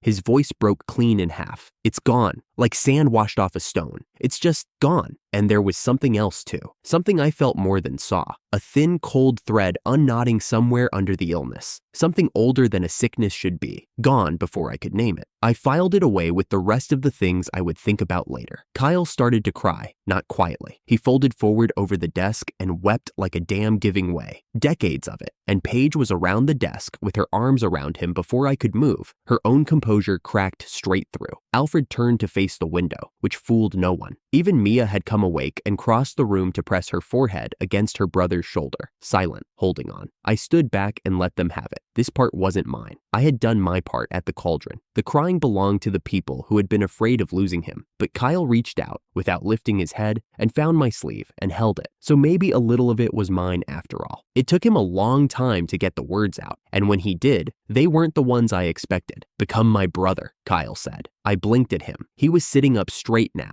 in a way he never had before. Color in his cheeks and his spine carrying him, like it had only just learned how. He looked younger and older at the same time. Not a title, he went on, before I could find an answer. Not a reward. I mean it the way I mean it. You walked into the worst posting in the realm because a stranger was being thrown away. And you stayed, and you built all of this. And then you went and pulled the cure out of a dragon's den so a boy you barely knew could see 30. I don't have a word for that except brother. Please, let me have it. There is a particular cruelty in being offered the exact thing you stopped letting yourself want. I had been an orphan my whole life. No family, no name anyone remembered. 4 years of being the spare part every party returned to the shelf when it found something better. I had gotten good at not wanting things. You learn it the way you learn to favor a bad leg. Quietly, completely, until you forget you are even doing it. I had taught myself not to ache for a place at anyone's table because aching for it had only ever cost me. And here was this boy, well for the first time in his life, the color still new in his face, asking me to sit down. Part of me wanted to say no, not because I didn't want it, because I wanted it so badly it frightened me. And the thing you want that badly is exactly the thing that gets crushed under a boot while a hall of strangers laughs. I had a rule about that. I had survived on that rule. I broke it. All right, I said. My voice didn't come out the way I wanted, but on a condition. Anything? Not in front of the nobles. Not at your father's court. Not at a single table where it could cost you. I held his eyes so he'd understand it wasn't a refusal. A commoner who calls himself the third son's brother is a knife people will hand to your enemies. I won't be that. In private, when it's us, call me whatever you like. But out there, I'm your alchemist. Nothing they can use. Kyle's face did several things at once. I watched him understand that I was protecting him even in the middle of accepting him, and I watched him decide not to argue. In private then, he said, and then, grinning, wet-eyed, trying it out loud for the first time. Brother. It landed somewhere I had kept locked for 20 years. A small word, said by a boy in a quiet room, and it went straight past every guard I had ever built and put its hand on the thing underneath. The part of me that had stood on a guild floor picking up coins and telling itself it didn't matter. It had mattered. It had always mattered. I just hadn't had anywhere to put it. Now I did. I didn't trust myself to say anything, so I just nodded, which was apparently enough, because he laughed. A real one. A whole chest laugh his body had never once had the air for before. I had spent 4 years being told I was worth nothing to a party of strangers. It had taken one cured boy about 3 seconds to make that entire verdict look like a clerical error. I stepped out to give them the room and found the 2 guards already in the hall. Paige had her back against the stone and a hand over her eyes. Alfred stood beside her with the particular stillness of a man recalculating his entire future. Neither of them had been crying. They would both insist later, and neither of them would be believed. You realize, Paige said, not moving the hand, that you just made a frontier alchemist the secret brother of a count's son. On the same day you handed that count enough miracle medicine to buy a kingdom. In private, I said. In private. She finally dropped the hand and looked at me, and under the exhaustion, there was something that might have been respect, or might have been the beginning of a headache that would last years. You are going to be so much work. Alfred said nothing. He just clapped one heavy gauntlet on my shoulder once and left it there a moment, which from Alfred was a speech. I walked back out into the evening past the dragon's head dripping in the square, past the lamps coming up gold along the half-built streets of a town I had pulled out of bare dirt, and for once, I didn't argue with the feeling in my chest. I had a town with my work in its bones, and somewhere behind me, a boy the world had thrown away was alive, and laughing, and calling me brother where no one could hear. The men who fired me had been right that I was nothing to them. They had just never once thought to ask what I might be to someone else. I had stood in front of important people before. None of them had ever looked at me the way the people in that hall looked at Kyle. It was not warmth. It was the careful, measuring look you give a debt you were sure had already gone bad, only to find it walking back through your door, healthy and smiling. The Count sat at the head of the long table, white-haired and still as carved stone. His 2 older sons stood near him, and Kyle, who 2 months ago could not climb a flight of stairs without resting halfway, stood straight in the middle of all of it and gave his report in a clear, even voice. When it was my turn, I set the proof on the table. 46 jars of elixir, 129 bottles of the strengthening wine, 73 of the rejuvenation tonic. I lined them up on the dark oak in neat rows and stepped back, and for a moment, nobody in that hall breathed. The eldest son recovered first. He was a man past 30 who wore the face of someone barely 25, and his eyes went straight to the rejuvenation tonic and stayed there. He started saying something to his father about how it would be a waste to hand all of it up to the crown, how the family should keep the rarest of it, how surely a frontier project did not need so much. Greed, dressed in the language of duty. I had heard that exact tone in a guild hall 4 years ago, from a man counting coins that were supposed to be mine. The second son took a different road. He looked at the rows of glass, then at Kyle, then at me, and his mouth curled. He said the thing I think he had been saving since we walked in.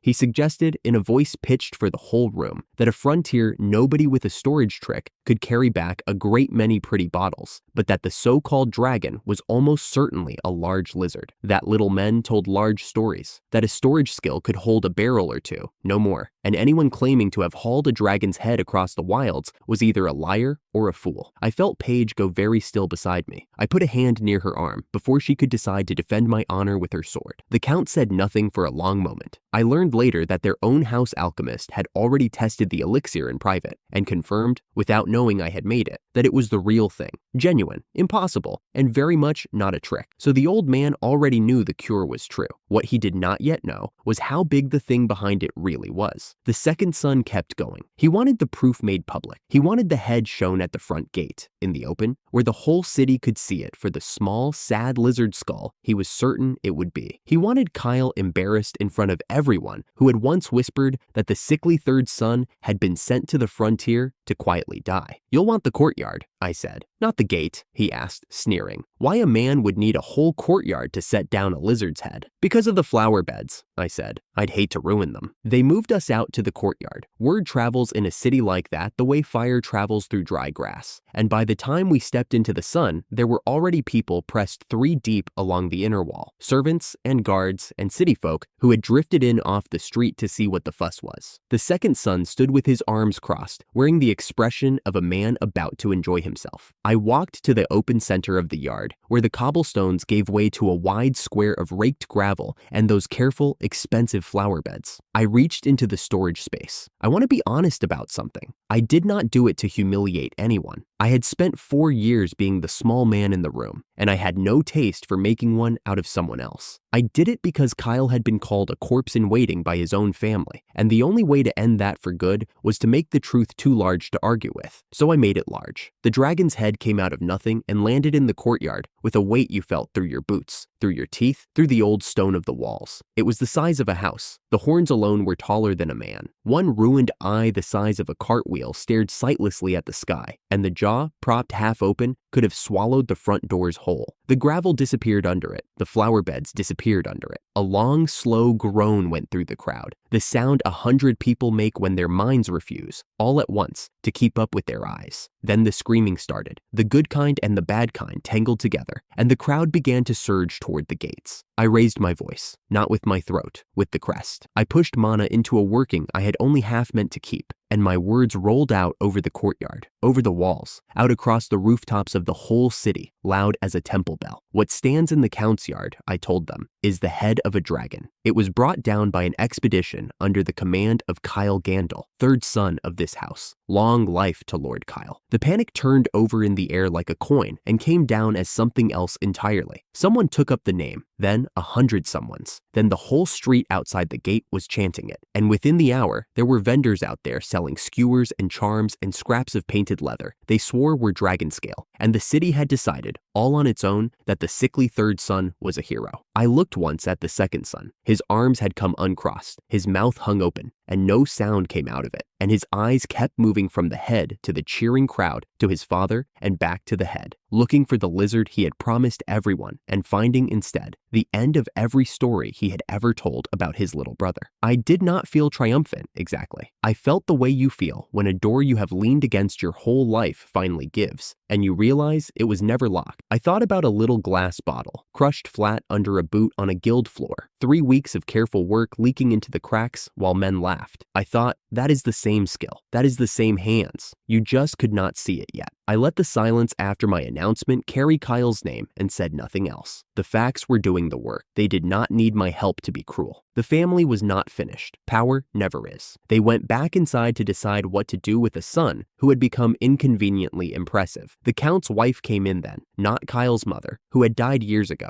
but the second son's mother, a graceful woman with a careful voice. She said she had no place speaking on matters of state, and then spoke on matters of state. She suggested that Kyle's health was too fragile for frontier work, that he should stay in the city and rest and help with the ledgers, and that her own son should take over the village that was now suddenly worth taking. The thriving one, mine and Kyle's, the one with 1,000 people and a guild branch and a dragon's head in the courtyard. She wanted it handed to the boy who had bet on Kyle dying. I kept my mouth shut. It was harder than the dragon had been. It was the eldest son, of all people, who changed the board. He spread a map across the table, the kind of map you are not supposed to see unless you are very high or very trusted, and put his finger on a patch of deep wilderness near the borders of 2 foreign powers. He proposed that Kyle be given that instead. A new frontier, further out, more dangerous, closer to enemies. On its face, it was a way to push the troublesome brother off the edge of the world. I felt the old anger climbing my throat. Then Kyle accepted it. He accepted it before I could so much as turn to look at him. And when I did finally look, he gave me the smallest, most maddening smile, like a man who had just been thrown into a river and was delighted to discover he could breathe water. He had 2 conditions, he said. First, that he keep the name. Golden Dawn went with him. Second, that he take only the people who wished to come and leave the rest free to stay. The Count agreed. The conditions sounded modest, generous even. I did not understand yet why Kyle was smiling. I only understood that he had turned a banishment into a deed, and that whatever he was planning, he had planned it 3 moves before anyone else sat down. As the hall emptied, the old Count caught my sleeve. The stone face came apart for just a second, and underneath it was something tired and guilty. The look of a man who had sent a sick boy to the frontier expecting a small, quiet grief, and had gotten back a legend instead. "Take care of Kyle," he said, quietly, only to me. I told him I already was. The Count sent me from there to a house I will not soon forget. It sat behind a garden gone wild, with stone gargoyles crouched in the weeds, and a servant made entirely of carved wood opened the door and led me down into a cellar that smelled of copper and crushed herbs and old paper. The master alchemist was waiting. I had read every book this person had ever written. I had taught myself the craft out of those pages by candlelight, back when the craft was the only thing in my life that did not call me useless. And the great alchemist turned out to be a small figure with the face of a child and eyes far, far older than that, kept young by the same kind of work I now carried in my own hand. I am told I babbled. I believe it. I told them I had read all of it, the fertilizer treatises and the work on pure water and the distillation apparatus, and I think somewhere in the middle of it I forgot to be afraid, which is rare for me in a room with power in it. They listened to me talk about my elixir.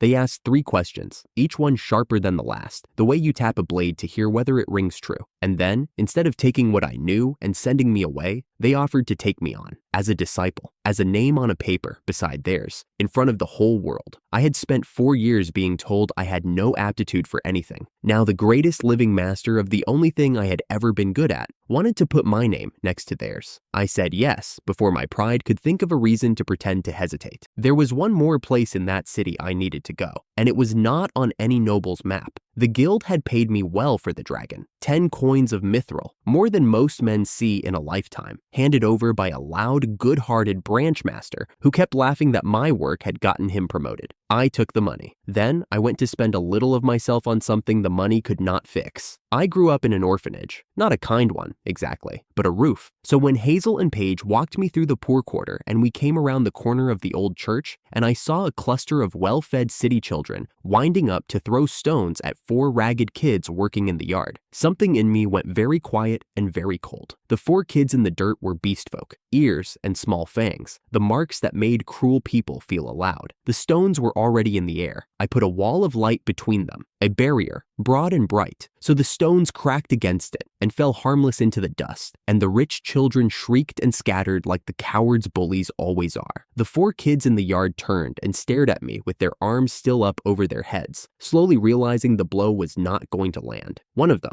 a wolf-eared boy with more nerve than sense, dropped his arms and demanded I do it again, just like that. No thank you, no fear, just a hungry grin and a, "Do that again, mister." His name was Ed. The quiet one correcting his grammar was Sarah. The one still flinching was Kai. The small one, half hiding behind the others, was Mona. And then a voice from the church door said my name like a question, and I turned, and it was Asher. We had been children in the same orphanage, a fox-eared kid and me, 2 cast-offs who looked out for each other because no one else would. Now, Asher wore the pale robe of a priest in training, and the gentleness was the same, and the relief of seeing a face from before, a face that had known me when I was nothing and liked me anyway, hit me harder than I expected. Inside, the truth came out, the way bad news always does, gently and too late. The orphanage was closing. The funds were gone. The 4 children would be split up and sent to separate houses in separate towns, and Asher, who had raised them, would be left to wave at the carriages. The wolf boy said it before any of the adults could soften it. He said he did not want to go anywhere without his sister and his friends. He said it with his jaw set, daring the world to make him. I thought about being that age. I thought about how no one had asked me what I wanted, and how I had decided, somewhere along the way, that wanting things was a luxury for people who got to keep them. Then don't split them up, I said. Bring the whole house to us. I told Asher about Golden Dawn, about the walls and the guild and the adventurers thick on the ground, about a lord who did not care whether your ears were pointed, about a frontier that was safer now than half the alleys in this city. I told her I could keep them safe. The church, it turned out, had spent years insisting beast folk were equal and getting laughed at for it. So when I offered to make that insistence real, a beast folk priest, an orphanage that lived instead of dying, the cardinal signed off so fast it was almost funny. Asher became the first beast folk priest the church had ever ordained. The 4 kids would come with her. Ed announced to the room that he was going to be an adventurer and fight dragons. Kai announced that he absolutely was not. Mona thought it sounded fun. Sarah pointed out that none of them could do the sums yet, so perhaps they should learn to read first. I told them all that the offer of magic lessons stood on one condition.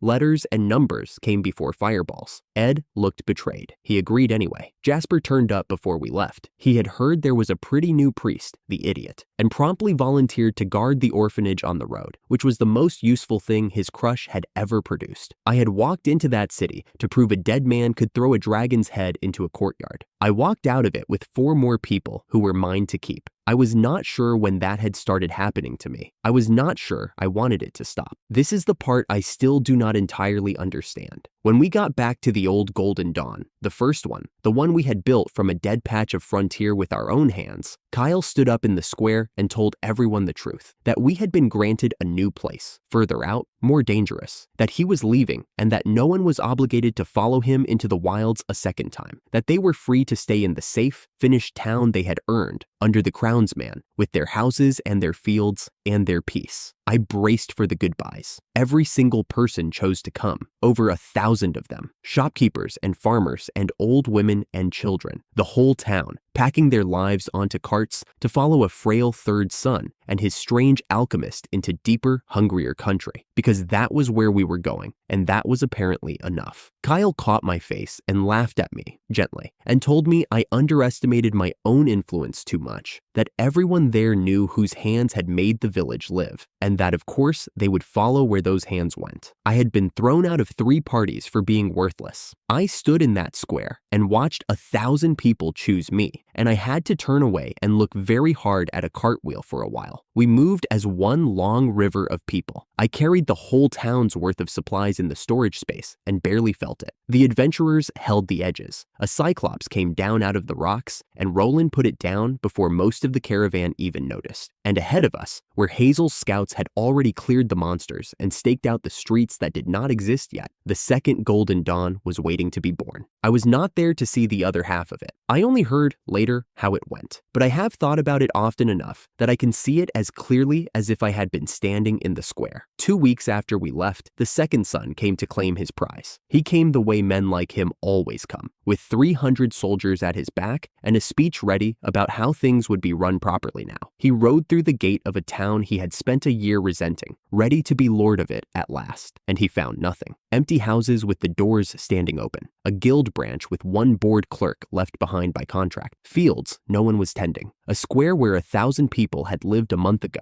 and where now the only sound was his own horses. He had been offered the prosperous town, and he had won it, and the moment he reached for it, the prize had simply stood up and walked away on its own 1,000 feet, because the people in it had never been his to win. They had been Kyle's, they had been mine, they had chosen. I am told he stood in the empty square for a long time. I am told he gave orders to sell the ore and the potions we had left behind, to scrape some quick coin out of the bones of the place, which is exactly the sort of thing that tells you why the town left in the first place. I did not gloat. There was no one to gloat at. He was 100 miles away, talking to empty houses. But I will admit that somewhere on the road, building the second Golden Dawn in my head, 1 street at a time, I thought about 1,000 people choosing to follow the thing he had stepped on, and I let myself feel, just for a moment, that the books were starting to balance. The dragon was the loud proof. This was the quiet one, and the quiet one was the kind that lasts. The second time we built Golden Dawn, we did it on a riverbank, and we did it in a way that should not have been possible. I stood at the edge of what would become the outer ward with a bucket in each hand and tried not to grin like an idiot. In the buckets was the reason I could not stop grinning. Volcanic ash, lime, fine gravel, water, and 1 careful measure of my own brewing, stirred into a thick gray slurry that poured like porridge and set like the bones of the earth, hardening rock. The crest had handed me the recipe, the way it handed me everything now, quiet and complete, as if it had only been waiting for me to ask the right question. Hazel walked the line of timber molds with a metal rod balanced on her shoulder, scowling at angles only she could see. She had chosen this site, the bend of the river, the flat ground, the high stone to the north. She had also figured out on her own, in an afternoon, that if you laid iron rods inside the molds before the slurry went in, the finished stone got strong enough to laugh at a battering ram.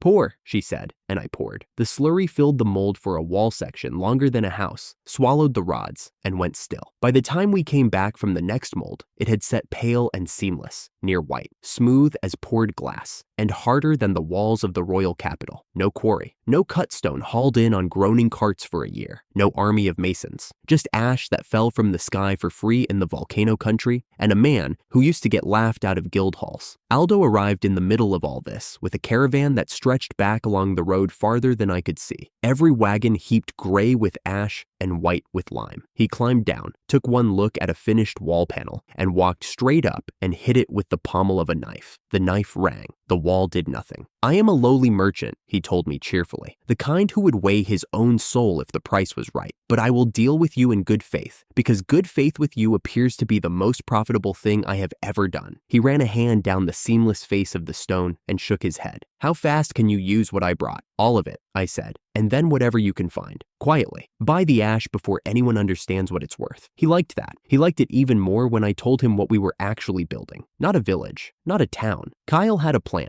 drawn up years ago, for the largest fortress city on the frontier, and the plan had carried a number on the bottom that I will not say aloud because the number was 20 years. With the rock, 20 years became something you could see take shape in a season. Kyle came down the slope to watch the first ward go up, walking the way a healthy man walks, with no hand braced on anyone's arm, color in his face. He stood beside me, while a wall longer than his father's gatehouse cured in an afternoon, and for a while he didn't say anything at all. You understand what you've done, he said finally. It wasn't a question, so I didn't answer it. He smiled at the river. Build me my city, brother. So I did. The wards went up one after another, inner walls thick enough to walk a cart along the top, an aqueduct that carried clean water down from the high stone, a sewer system under the streets, which nobody cheers for and everybody needs, tall apartment blocks for the families pouring in, poured in a week each, cured in a day, the whole pale and luxurious looking as a noble's manor for the cost of dirt. We built warehouses. We built drying rooms where alchemical smoke pulled the wet out of green timber in a week instead of a year. We built, and people came, and the people who came built too. I heard about the other village the way you hear about weather somewhere you no longer live. The man who inherited the place we had left found nothing but open doors, and turned the bones of it into a toll gate on the road to my city. I did not gloat. I had learned something in the years since that I wish I'd learned sooner. The best answer to a man who says you are worth nothing is not to make him say otherwise. It is to build something so alive that his opinion stops being a thing anyone asks for. The church we built early, and not because I am a religious man. We built it early because Asher needed somewhere to put the children, and the children were the reason any of this was worth doing. Asher had grown into a gentle, steady woman with russet fox ears that flicked when she was nervous. When her old orphanage closed its doors, I had moved the whole thing here, walls and beds, and every last child. And now she stood in front of a white stone church too grand for her to quite believe in. Is it truly all right, she asked, to give us something this beautiful? It's the cheapest building I've ever made, I said, which was true and not the point, and we both knew it. The children were another matter. 4 of them had attached themselves to me with the fierce total loyalty of kids who have learned exactly how rare kindness is. Ed, the wolf boy, all gray ears and grin and sharp little fangs, who wanted to be an adventurer so badly it came off him like heat. Sarah, the rabbit girl, who hid how clever she was behind a permanent eye roll. Kai, the rare red panda boy, who was scared of everything and showed up anyway. Mona, the cat girl, who slept through important conversations and woke for snacks. They were teenagers now, mostly, in that long-legged, unfinished way, and they had decided among themselves to become a party. Ed found me by the church steps and planted himself in my path with both fists on his hips. Big brother Craft, he said it like a summons. Teach me magic. You've said that before. I studied this time. A pause. Sarah made me. He studied, Sarah confirmed, not looking up from the slate she was using to ignore us. Badly, but he did. I crouched so I was level with him. Wolfkin are not built for magic. Everyone knows that, the way everyone once knew an alchemist crest was a story for children. Once a week, I said. Letters and numbers first, then magic. You skip the letters. We skip the magic. He whooped loud enough to startle a flock of construction gulls off the new roofline, and the other 3 crowded in, and for a moment, I forgot every dangerous thing in the world. This was the part I never tell people about the kingdom I built. The walls were not the point. The walls were so that this could happen behind them. Jasper ambled over with his bow slung and his ridiculous grin in place, and ruffled Ed's ears until the boy snarled at him. These little terrors, he announced. are ready for a real hunt. I looked at him. He looked back, entirely serious under the grin, which is the only kind of serious Jasper ever managed. Supervised, I said. Obviously supervised. What do you take me for? I knew exactly what to take him for. That was why I was going too.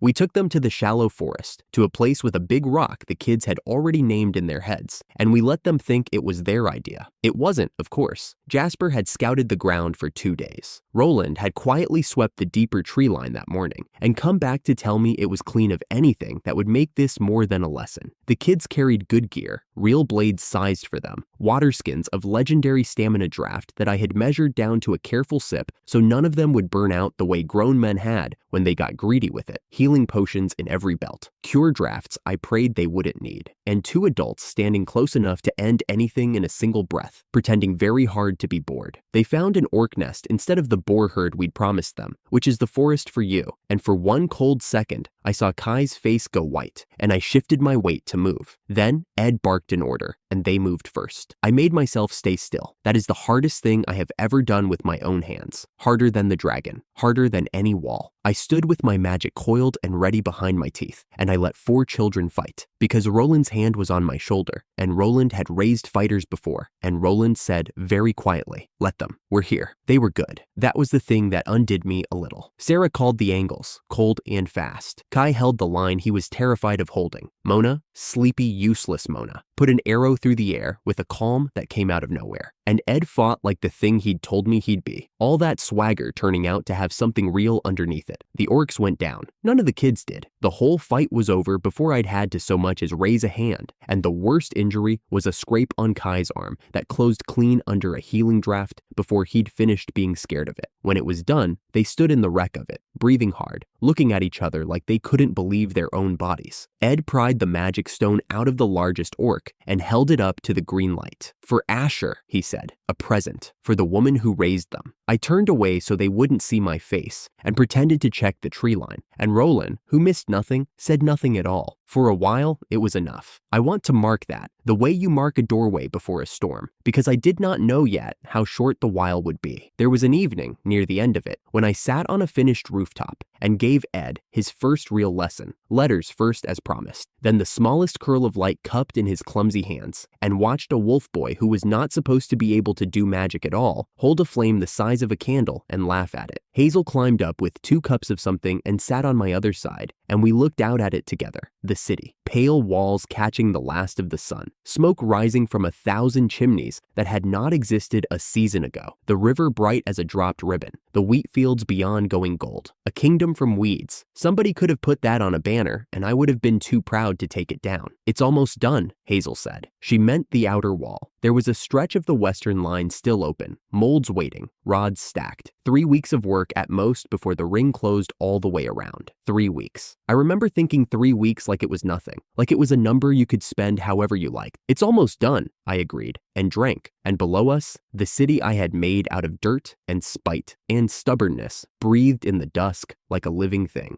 The summons came at night, which is how you know it matters. Simon, the guild leader, was a B-rank veteran who did not rattle easily, and he was rattled. He had a far scout's report in one fist, and he laid it flat on Kyle's map table and put his finger on the western forest like he wanted to hold the place still. "Cockatrices," he said, "a flock. We thought it was a few dozen, then a few hundred." He stopped. He was a man choosing whether to say a number he didn't believe. "The count from the deep range is closer to 5,000. The room went very quiet. I knew what a cockatrice was. Everyone on the frontier did. A single one was a bad day, a creature whose gaze turned living flesh to gray stone, a curse no ordinary cure draft could lift. A handful of them could empty a hamlet. 5,000 was not a monster. 5,000 was weather. 5,000 was the sea. "Why now?" Kyle asked. His voice was level. That was Kyle. The healthier he got, the harder he was to frighten, and even he had gone pale at the edges. Simon spread his hands. The hunting in the shallow forest, maybe. Something pushing them out of the deep range. Territory folding outward like a wave. He didn't know. Nobody knew yet. What he knew was the direction, and the direction was us. I looked at the map. I looked at the careful line of our walls drawn in confident ink, and at the gap on the western side where the ink stopped and the open ground began.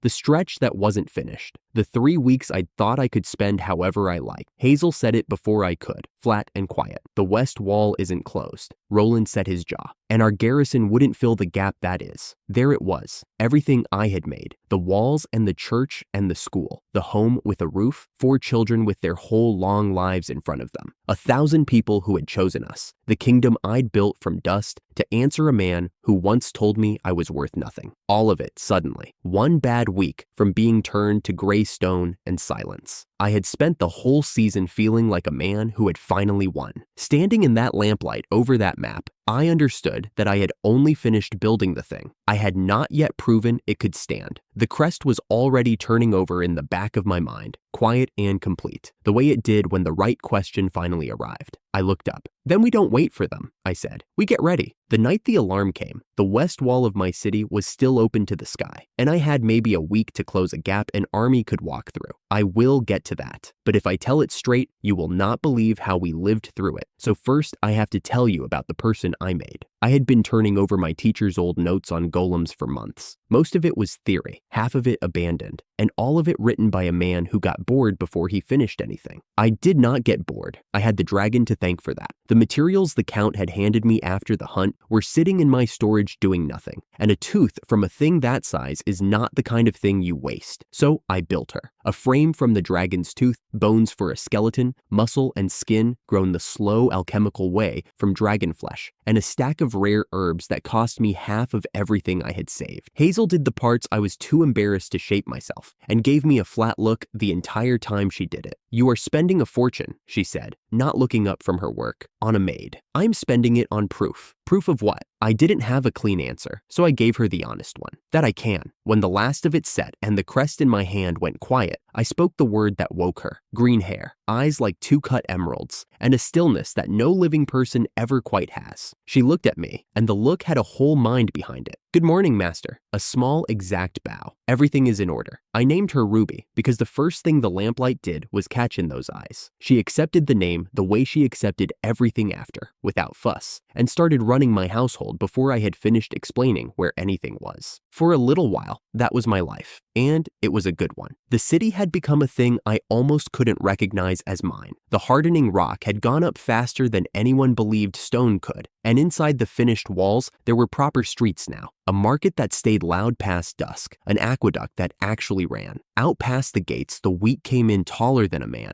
and heavier than any field has a right to give, because everything we grew had been fed the same brew that fed the people. We had more grain than we could store, and more coin than we knew how to spend. 2 thieves tried the manor one night, thinking a rich alchemist made an easy mark. Ruby met them at the door. She did not raise her voice, and she did not damage anything but their dignity. And in the morning, she set them on the road with a packed lunch each, and a suggestion they find honest work. They took the suggestion. I stood in my own market once, in the middle of all that noise and color, and let myself feel it for exactly as long as I dared. I had built this, not taken it. Built it out of weeds and dirt, and a crest nobody believed was real. Then a girl in a guild clerk's vest came tearing up the street with her ears flat back against her head, and the good little while was over. Craft! The clerk caught the rail and gasped it out. Millie ran the whole way. The flock, the cockatrice flock, they have turned. They are coming straight at the town. We had been told we had weeks. We did not have weeks. I took the tower steps 3 at a time and put my farsight to work from the very top, where the wind never stops pulling at you. For a moment, all I saw was the western forest. Then the tree line moved, the way a field moves under wind, except it was not wind. It was bodies, thousands of them, low and fast and pale, a tide of pale feathered things with that flat killing stare, pouring out of the deep range toward everything I had made. 5,000, the guild had counted. From up there, it did not look like a number. It looked like weather. I made myself breathe. Then I went down to find my brother, because panic is a thing you can afford only after the work is done, and the work had not even started. Kyle had not waited for me. By the time I came through the doors, he had the room in hand, evacuation already moving, the people who could not fight already being walked to the church and the central buildings, the ones I had poured from hardening rock, the only roofs in the city a cockatrice could not bring down. Big brother, he looked up, calm in a way that cost him something. Tell me what you need. The math was ugly, and everyone in the room already knew it. The wall had 3 gaps still open, west and north and south, and a city this young has almost no standing soldiers. We had 2 officers worth the name, Alfred and Page, and a few hundred adventurers, and a stone gaze army that turned a man to rock the instant it caught his eye. Put the strength at the west, I said. That is where the charge lands. North and south only have to hold, not win. I turned to where Paige stood with her arms folded. Buy me time. That is all I am asking for. Time. Simon, the old guild master, said what the careful man in any room always says. He said that thinning the north and south to feed the west made them sacrifice lines in everything but name. He was right, and I hated that he was right, and I told him the truth instead of a comfort. Anyone fighting tonight without a potion in them was a person I was choosing to protect last. I did not have enough. Not yet. I would make more while they bled for the minutes, and I would get it to them in the order that kept the most of them alive, and every one of us was going to have to live with what that order meant. Nobody argued. An adventurer up on the gallery, a man whose face I knew and whose name I had lost, leaned over the rail and said it for all of them. They were not staying for the pay. They had a home now, and a lord they would follow, and friends do not run a tally before they help each other. I have been thrown out of rooms by men who counted every copper I cost them. I had to look at the floor for a second before I could answer that. Word had already gone out to the wider county for what it was worth. My brother's elder kin sent back that a frontier town crying about 5,000 monsters was clearly inventing the number to beg for soldiers, and that he would not be made a fool of twice. He filed our deaths under exaggeration and went to bed. I did not waste a breath on him. The facts were coming for him whether he believed them or not, and I had a city to keep. I ran home faster than the messengers I had sent ahead, which they would not stop talking about later. Ruby had the door open and everything already laid out. Welcome home, master. The ingredients are prepared. Of course they were. The trouble was the recipe itself. The clean way to make an anti-petrification potion needs a cockatrice egg, and I did not have one, so I was building it the long way, one brew becoming the raw material for the next, 3 steps where there should have been one. It was the kind of work that eats hours you do not have, so I stopped having limits. I drank mana potion like water and kept my hands moving, and when the young adventurers showed up to help, I shoved a flask of my own stamina brew at each of them and told them to just drink it. The look on a tired man's face when that potion hits is its own small reward. They stopped being tired and started being useful, hauling the half-made liquid into barrels while I started the next batch before the last had cooled. The first full barrel was done past midnight. I split it on the spot and sent the halves running for the 2 wings, because a barrel in the workshop saves no one. Then I heard it. Not a messenger, a sound, low and wrong, rolling in from the western wall, the sound of the front arriving early. Ruby set down what she was holding. Master, shall I go and see? I almost said no. Go, look, report,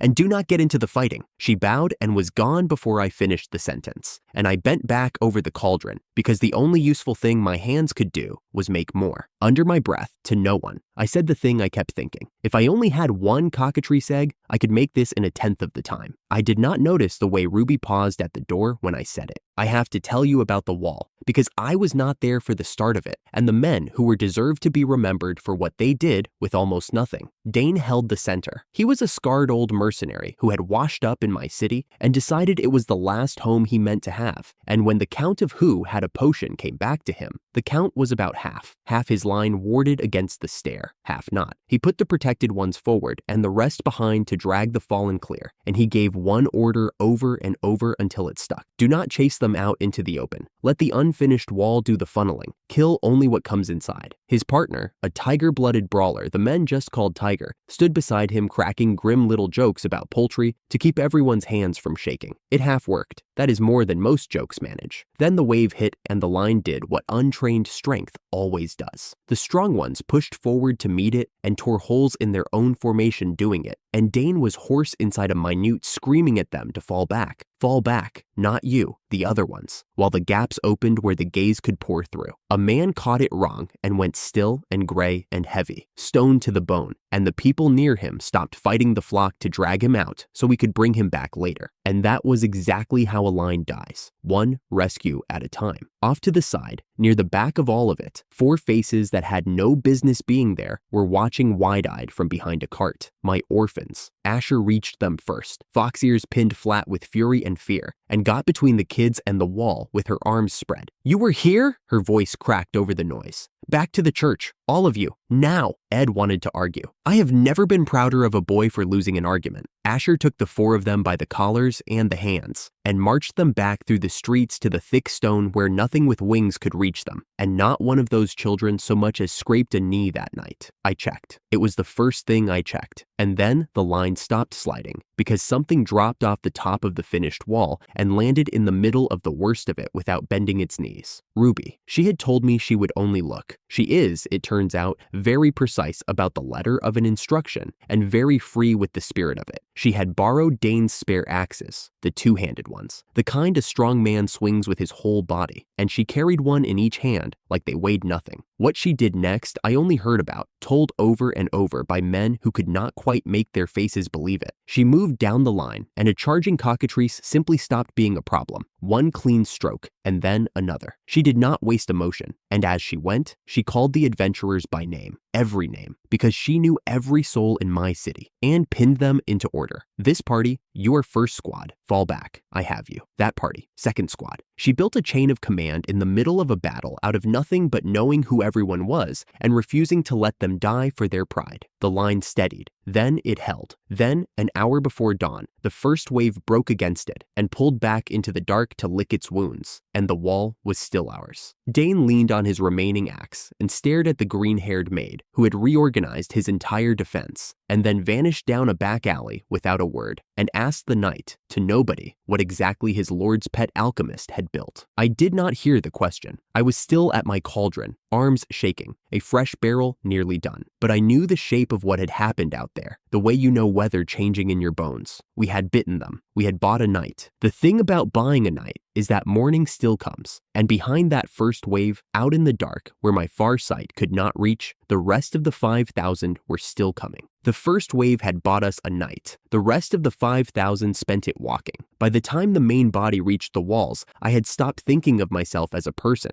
and started thinking of myself as a machine that turned ingredients into time. Stir, pour, seal. Set the next cauldron. The floor shook on a slow, sick rhythm, and every time it shook, I knew another stretch of wall was taking weight it had not been built to take. Ruby worked across from me without a wasted motion, 3 cauldrons to my 4, her sleeves pinned back, and her green hair tied off her face. She did not sweat. She did not tire. She was the only reason the room produced 2 people's worth of cures instead of 1 dying man's. "Master, your hands," she said. Later, "They are shaking. Everything's shaking." I drank off a mana potion without looking at it and felt the cold burn of it push my exhaustion back another quarter hour. That was all it bought now, a quarter hour at a time. The door banged open and a man fell through it more than walked. Right wing by the mud on him, low rank, young, sweating through paint and fear. He grabbed the frame to stay up. The removal potion. His voice cracked on it. "Please, half my squad is stone. They're just standing out there. They're just standing there." I know. I capped the batch in front of me, and it was done. And it was not enough. "What unit?" he told me. I did the arithmetic I had been dreading all night. The arithmetic that had no good answer. The center had been screaming for cures since the horde arrived, because if the center broke, the wings did not get overrun. They got surrounded, and then there was no town left to defend. 3 and 10 to the right wing, I said. The rest to the center. His face came apart. 3.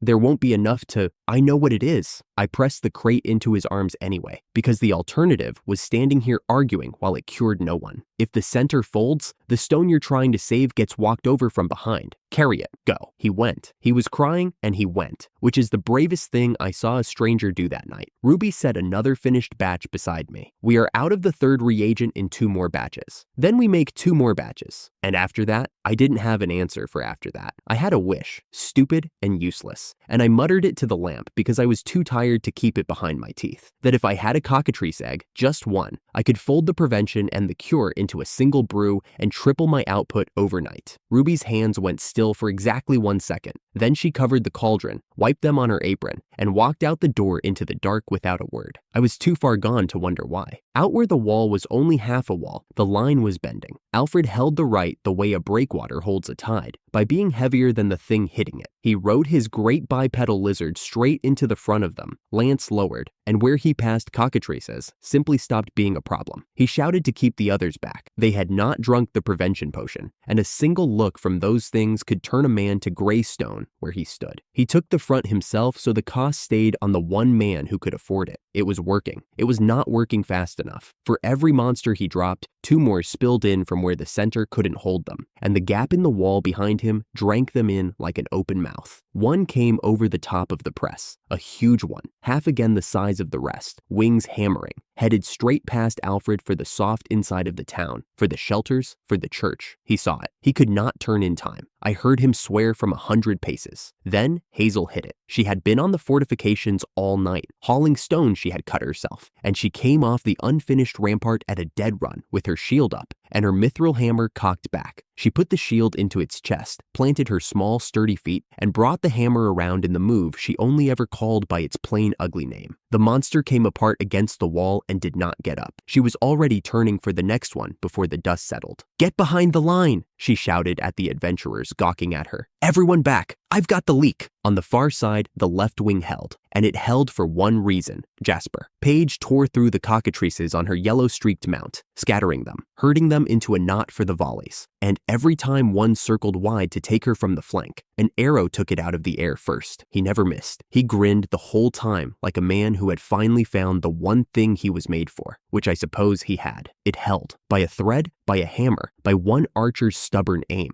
The line bent and did not break. But Alfred felt it the way I felt it from across the town. There was a limit. We were close to it. And the potions weren't coming fast enough. Ruby came back with 4 frightened teenagers and a bundle wrapped in cloth. I knew them. Of course I knew them. Ed and his pack, the apprentice crew who'd named their little adventuring band after themselves and gone out to prove they were grown. Ed held the bundle to his chest like it might bite him. His ears were flat to his head. Behind him, Kai was already crying, and Sarah had her jaw set the way kids set their jaws when they've decided to take a punishment, and Mona was trying to disappear into Sarah's shoulder. "Brother," Ed couldn't look at me. I'm sorry. We took it on our first hunt. You said not to, and we did it anyway, and I hid it, and I didn't know what to." He pulled the cloth back. Sitting in his arms, big as his own head, was a cockatrice egg, the exact thing I had wished for to a lamp an hour ago. I have never in my life had to swallow so many feelings at once. I knelt down so I wasn't looming over them, and I put my hand on Kai's head until the crying hitched and slowed, because that came first, before anything about the egg. "Listen to me," I said. "All of you. Whatever happens after tonight, this is on me, not you. I'm the one who handed children adventurers strength and a pat on the back and didn't think hard enough about what they'd do with it. If I'd had that kind of power at your age, I'd have done exactly what you did." I took the egg, gently, from Ed's shaking arms. "And right now, you 4 just walked the most important thing in this town through the front door. So dry your faces," because the egg was the reagent. My crest read it the second it touched my hands. The missing middle step, the thing that would let me bind prevention and cure into one brew the whole line could drink or have thrown over them. The gold forge in my palm lit warm with the knowing of it. "Ruby, already heating the large cauldron, master." The new cure changed the war by breakfast. One egg, broken down right, became a base I could stretch across batch after batch. A single potion that stopped the stone before it took and pulled it back after. Drink it, and you walked the front safe. Splash it over a gray statue of a man, and he gasped and stumbled and was a man again. Ruby mass-produced it faster than I could have dreamed, her hands a blur, naming each runner by name as she loaded their crates and sent them out the door. The adventurers had balked when they saw me crack a cockatrice egg into the pot. Somebody actually shouted that I had to be joking. And then the first barrel reached the wall, and the balking stopped for good. I didn't see it all. I heard it, the way you hear weather change. The screaming thinned, the slow, sick rhythm of the wall taking weight steadied and then eased. Stonemen came back to themselves up and down the line. The center stopped begging. For the first time since the horde arrived, we were curing them faster than they were falling. We were not winning. I want to be honest about that. 5,000 is 5,000,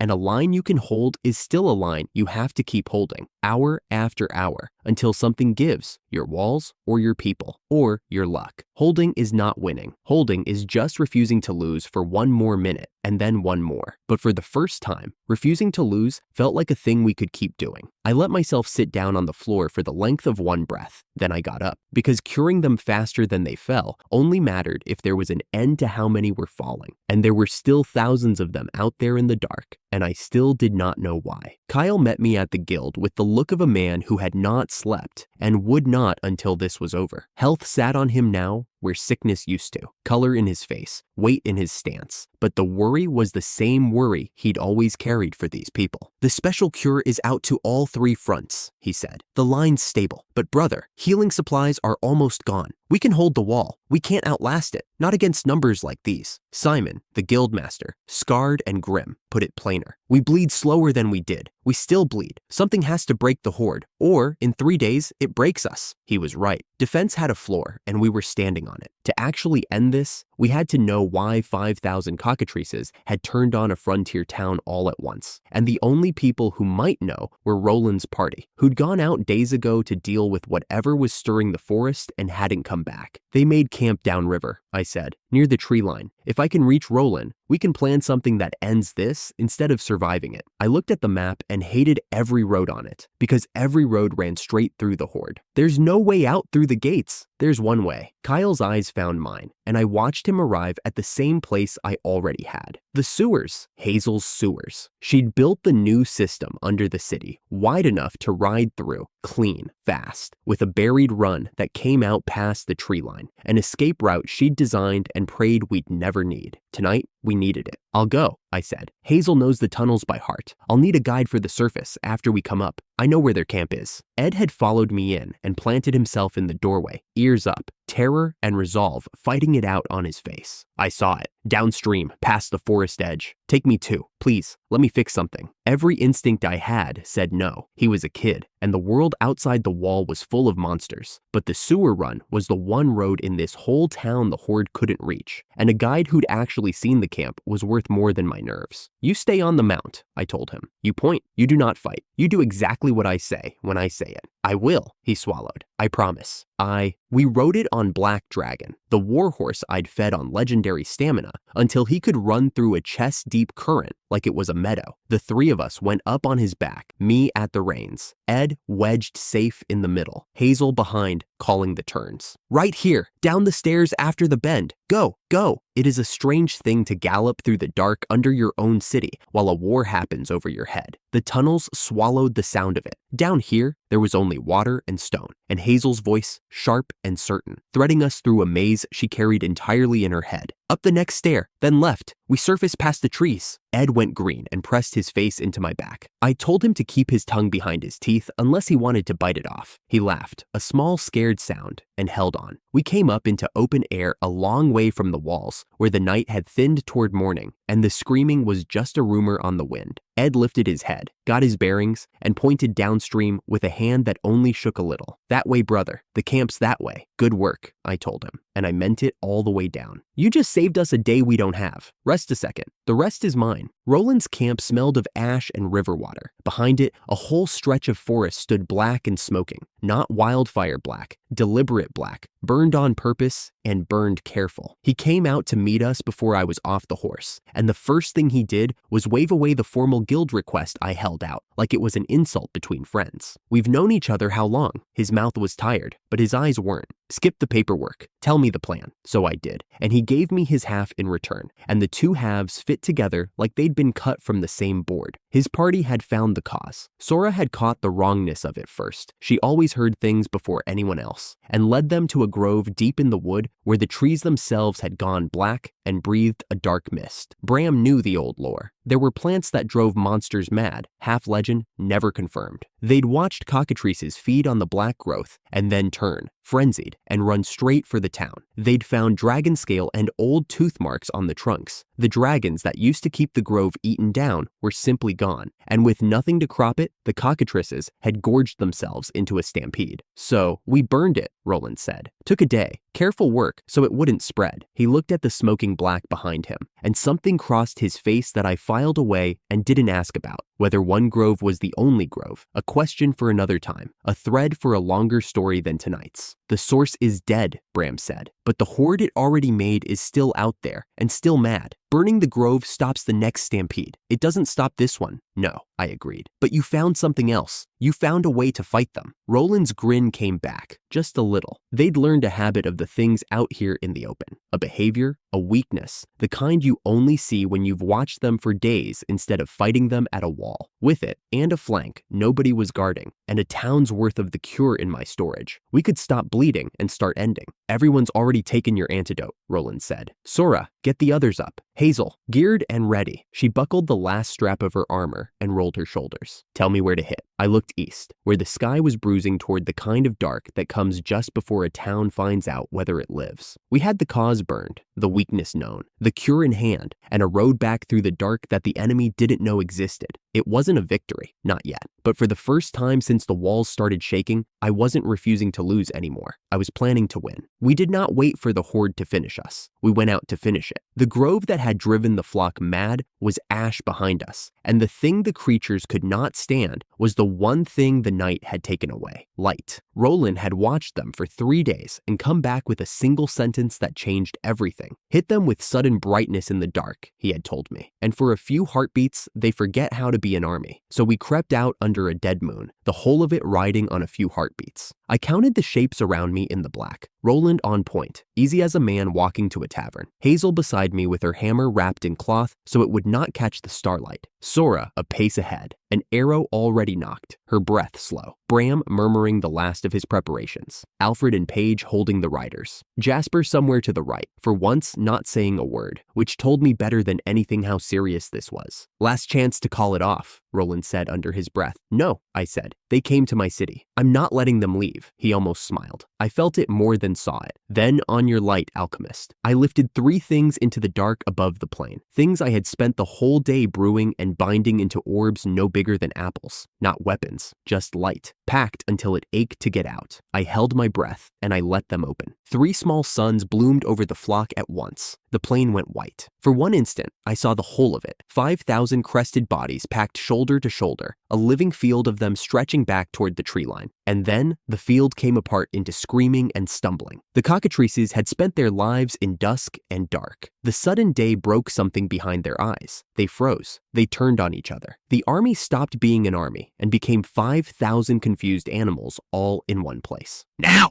Roland roared, and the line hit them. I had seen our people fight before. I had never seen them fight like this, with the whole of a sleepless, terrified week behind every swing. Roland went through the front rank like weather. A tigerkin warrior I had armed myself led 10 of Golden Dawn's best in on the left, his voice carrying over everything, telling them a stopped enemy was no enemy at all. Hazel did not bother with finesse. She walked into the blinded mass, and the hammer did the talking, and the creatures in front of her simply stopped being a problem. They cut me a lane. That was the plan. They opened a wedge through the heart of the flock and held it clear, and I rode Black Dragon down the middle of it with the heat already building in my palm. I had been called a mage who could not cast for years, a crest that gave me nothing but the weakest sparks. I let that thought sit in me for exactly 1 breath. Then, I let the real thing out. The 8-fold hellfire storm came up out of the ground in 8 turning walls of fire and folded the center of the horde inside them. I will not pretend it was anything but enormous. The night turned orange from wall to wall. The roar of it swallowed every other sound. When the fire fell back down into the scorched grass, the thing that had been bearing down on everything I built was simply not there anymore. The edges of the flock scattered into the dark, and our people ran them down by the light of 3 small suns. It did not rise again. I sat on my horse in the middle of the quiet, hungry already. The stamina potions always left me starving the next day, and watched Hazel walk back toward me through the smoke, dragging her hammer, grinning like a child. Was that, she said, breathing hard, absolutely necessary? Probably not, I admitted. Good, she leaned on the hammer. Do it again sometime. I looked back the way the horde had come, at the scorched and empty plain where an army had been an hour ago, and I waited to feel like the man they said could not cast a real spell. He did not show up. He had not, I realized, been real for a while now. Somewhere in the last year, I had stopped being the failure of the story and quietly become the reason it would end well, and I had been too busy building to notice the day it changed. We came home at dawn, and the city was still there. That sentence does not look like much written down. Standing on the western rampart with the sun coming up gray and then gold over the rooftops, it was the only sentence in the world. The wall I had raised out of nothing, out of ash and lime, and a little alchemy, poured and hardened in days instead of years, had a long black scorch where the worst of the night had broken against it, and it had held. Behind it, the streets were full of people, tired, frightened, alive. Kyle found me there. He climbed the steps without help, which still undid me a little every time. The brother, who a season ago could not cross a room without resting. He stood beside me and looked out at the smoking plain, and then he looked back at the city. "Tell me," I said. "Not one." His voice was very steady, the way it got when he was holding something large. "Not one civilian craft. The shelters held. The cures held. Every person who walked into this city alive walked out of last night alive." He let out a breath that shook at the very end of it. "We lost no one." Alfred came up the steps behind him, still in his dented armor, and only nodded, which from him was a speech. Paige leaned against the parapet with her eyes closed and her braid half undone, and for once said nothing at all. Down in the workshop courtyard, I could see Ruby moving among the wounded with trays of cure, calm as a clock. The last of the petrified guardsmen sitting up one by one and coming back to themselves, blinking, whole. I made myself go down into the streets, because a part of me did not believe the count until I saw it with my own eyes. The baker had his shutters open already, as if daring the night to have meant anything. A guardsman I had last seen as gray stone sat on a step, turning a cup of water around in both hands, staring at his own fingers like they were a miracle, which I suppose they were. A small girl chased a dog past my knees. Nobody screamed. Nobody knelt over a body in the road, because there were no bodies in the road. I had braced myself for the arithmetic every war comes down to. This many saved, this many not. There was no second number, just the first one, everyone. I should have felt triumph. What I felt was quieter than that, and went down further. I thought about a guild hall a year ago, about a man holding up a little bottle I had made by hand, sneering that playing alchemist was all I was good for, and grinding it under his boot on the floor while people laughed. I had picked up the coins he threw me and walked out and told myself it did not matter. I had spent a long time, secretly, imagining what I would say to him if I ever saw him again, what I would do. The whole shape of it had lived in me like a stone. Standing on that wall, watching a city full of people who were alive because of the little things I made by hand, I finally understood that I was never going to see him again, and that it did not matter, and that it had never been the point. The answer to a man who says you are nothing is not to make him say otherwise. He is not worth the trip. The answer is this: a wall that holds, a brother who can climb stairs, a street full of people who are yours. I had been thrown away by people who could not see what I was, so I had gone somewhere they were not, and I had built the thing they said I could never be part of, and it had just survived a war. For most of my life, I had measured my own worth in other people's faces, and the measure had always come back short. I kept waiting for the old reflex to fire, to go looking for the man who had named me nothing and need him, just once, to take it back. It did not come. The stone I had carried for a year, the one shaped like everything I would someday say to him, had quietly dissolved sometime in the night and left nothing behind but room. I did not need his apology. I had a city's worth of answer, and it was breathing. "Craft!" Hazel's shoulder bumped mine. She was looking at me with that crooked, knowing look. "You're crying." "I'm tired," I said. "Sure." She didn't push. She just stood there with me while the sun came all the way up over the city we had made out of weeds, and let me be tired in peace. By evening, the city had decided it was a festival. I slept through most of the day and woke ravenous, which Ruby had predicted to the hour. There was a tray waiting and a clean coat, and the dry observation that the hero of the hour should probably not greet his people with his hair like a bird's nest. By the time I made it down to the square, the whole of Golden Dawn was lantern-lit and loud. Stalls had gone up. Someone was giving away skewers. Children who a day ago had been hidden in a stone church were running between the bonfires, shrieking with the specific joy of having been very frightened and now being very safe. People kept stopping me. That was the part I never got used to. A baker pressed bread into my hands. An old woman I had never met held my wrist and would not let go and could not speak. A pair of friendly young women appeared at my elbow with cups and an obvious intention to make an evening of it, and I was halfway through a polite, panicked retreat when Hazel materialized between us like she had been summoned. "He's spoken for," she told them cheerfully, took me by the collar, and steered me away. "I am not spoken for," I said. "You're spoken to," she said. "Big difference. You'd have stood there agreeing with strangers until dawn." She let go of my collar and handed me a skewer instead. which was a fair trade. You're hopeless at being thanked. You know that? I've had limited practice. That landed somewhere she hadn't expected. She looked at me a moment, then bumped my shoulder again, gentler this time, and let it go. A small weight arrived against my other side and stayed there. Mia, in her good dress, scowling up at me with her cheeks puffed out like she'd been holding the expression in reserve all day. Are you angry at me? I asked. She turned her face away. Then, after a dignified pause, she took a fistful of my sleeve and did not let go, which was Mia for everything is forgiven. And also, you left me out and I have not finished being upset about it. I had learned to read her the way you learn a little sister. I gave her the rest of my skewer. The scowl survived, but only barely. Jasper found us at the edge of the firelight, a bandage on one arm and a grin on his whole face, and threw an arm around my shoulders and announced to no one in particular that he had personally won the battle. Nobody believed him. Everybody let him have it. That, I was learning, was also what a family was. Kyle sent for me later, and I went up to the mansion with Mia still attached to my sleeve and found the four of them lined up in the hall, terrified. Ed, Sarah, Kai, and Mona, the four orphans I had moved here when their old home closed. The four who, it turned out, had been keeping a cockatrice egg hidden the whole time, and who had spent the entire war certain that they had caused it. Roland stood off to one side with his arms folded, having brought them. Kyle sat in the Lord's chair he still wore like a borrowed coat, and looked at them with great seriousness. I got there first. If anyone's at fault, it's me, I said, and I meant it. I'm the one who told them how the cure worked. I'm the one who… Craft. Roland didn't raise his voice. For once in your life, listen first. So I listened. Kyle explained gently that they had questioned Ed about dates, and the math did not work. The egg had been taken long before the flock ever stirred. The grove had caused the stampede, not the children. Whatever fear they had been carrying for days, they could put it down. Ed's legs nearly went out from under him. So we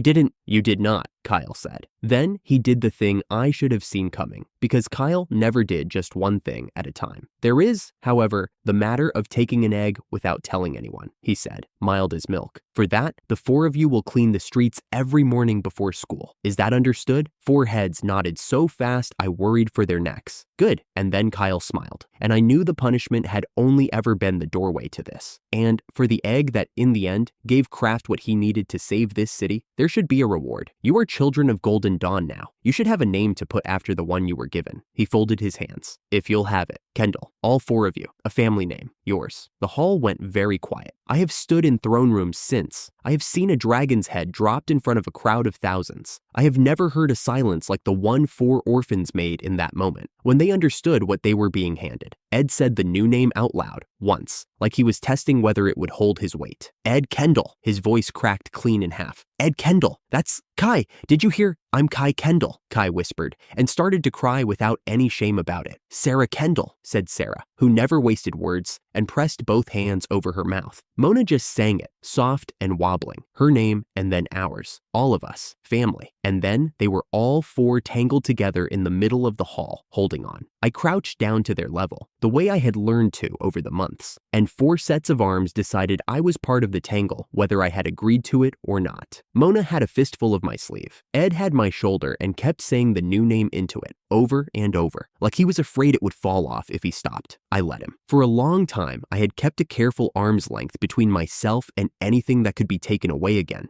because that was the lesson 4 years of being dropped had drummed into me. I was done with that lesson. Whatever this cost me later, the holding on was worth the cost. I had grown up without a name behind my given one. An orphan, no one's. I knew exactly the size of the hole that a surname fills, because I had carried mine empty for 20 years. And here was Kyle, filling 4 of them at once, like it cost nothing, like it was obvious. You planned this, I said to him quietly. From the start, the egg, the punishment, all of it. You planned to give them a name. He only winked at me, the gentle, terrifying boy I had agreed to call my brother. Will you teach them? He asked. At the school, once a week. They'll need someone who knows what it's like to be told he's nothing and turn out to be something. Of course, I said. There was never another answer. Later, I stood on the balcony and looked out over the city. From up there, you could see the whole of it. The lantern-lit streets, the aqueduct catching the moon, the long, pale walls that had held. A year ago, this had been a dead patch of frontier no one wanted, handed to a sickly third son everyone expected to fail, and a mage everyone had thrown away. Now there were thousands of lamps down there, and every one of them was a window, and behind every window was someone who lived in the thing we had made.